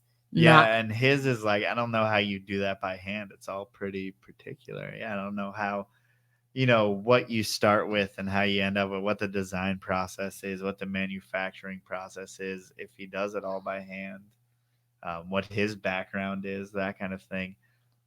And that's good for us to know for in the future if we are ever doing any hard goods, which seemingly maybe we will be. Maybe. Yeah. But we've reached our 2 hours and it's 9:30 and I'm tired. There you go. And we didn't eat dinner yet, but dinner's downstairs. Are you hungry still? Still, yes. Yeah. Tinley, we ate a lot of good food. Yes, too much. Shout out to the hibachi place. Stop continuing it. Wait, no. Who never had hibachi or Chris. No, it was last year. They never had it, but that's because they're from Utah. And we learned a lot about things that Utah's lacking. And this also weekend. weird vernacular between Midwesterners and us. Yeah, Midwesterners talk different. Kitty corner, catty corner. Whatever. Oh, they want to show your tattoo. I'll put the thing. Oh, okay. I don't even know how to. Yeah. Okay. Oh, I touched it. Okay. Oh, It's my skin. It was the Aquaphor. Wow. I don't know, but I'm definitely getting a cramp in my hip, and you're definitely not doing the best. Stop moving. And it's not like we can focus the camera, so it's gonna be unfocused. Right, it's not like I can like tap. But it's a vampire bat done by Riley, and my hip hurts so bad in this position. What? I don't know. I felt like I should still show it. It's pretty cool. Now I can show a good one of mine. That looks so lame next to yours. Yeah. But I like mine. But there you go. And he was like, God damn it. He had to, in order to get a perfect circle without a stencil, he had to like trace the bottom of a cup or something like that. You're not going to put down the camera? Oh, Lord, I did not realize. I just didn't realize. I put it on my hands. Yeah. But anyways, guys, thank you so much for listening. If you made it this far, you are certainly on whatever team we are on these days. And if you want to reach out to us, PortCityPythons.com, Port City Pythons on Instagram, Port City Pythons on Facebook, From the Ground Up Podcast. You're listening to it right now. Thank you so much for being here. We will be here again next week with a stellar guest. Do you have anything to say? Stellar guest. Stellar guest. It was a great time at Tinley. Thank you so much for everyone who came out and talked to us or didn't. Even if you saw us and you went by and exchanged a weird glance and then you act like you don't know me, that's fine too. No, I'm just kidding. That's clearly you ever referencing see, like, someone. I don't know. No, it doesn't. But I do that. I've done that in the past. And then also I've seen people do that in the past. Well, because you're not sure, so you just look and then you don't say anything. And then you don't know. Like there was someone. I mean, there's even a guy who looked exactly like James Lewis at the thing. Yes. I meant to tell James Lewis about it. Oh my! He was behind someone's table all the way on the other side. I could not get over how much he looked like James Lewis. And then there was even an Eric doppelganger. I didn't see that. I thought Eric Burke was at the show for 1 second, and then I was like, that is 100% not Eric, but he has some facial features the same. And I think that's what, like, people do that a lot. Like, you've never seen someone in person, and so you're not sure, so you just share a glance, and then you're like, walking. wait a second, Dave Kaufman's 7 feet tall. I wasn't expecting that. Then you're like, what's that? And then I guess he's easier to pick out. Yes, he's a bad example. Okay, let's actually end this. Thank you guys so much for watching. Did you already do the Port City Pythons on Instagram stuff? Yeah. Okay, we're done. Goodbye. Later. This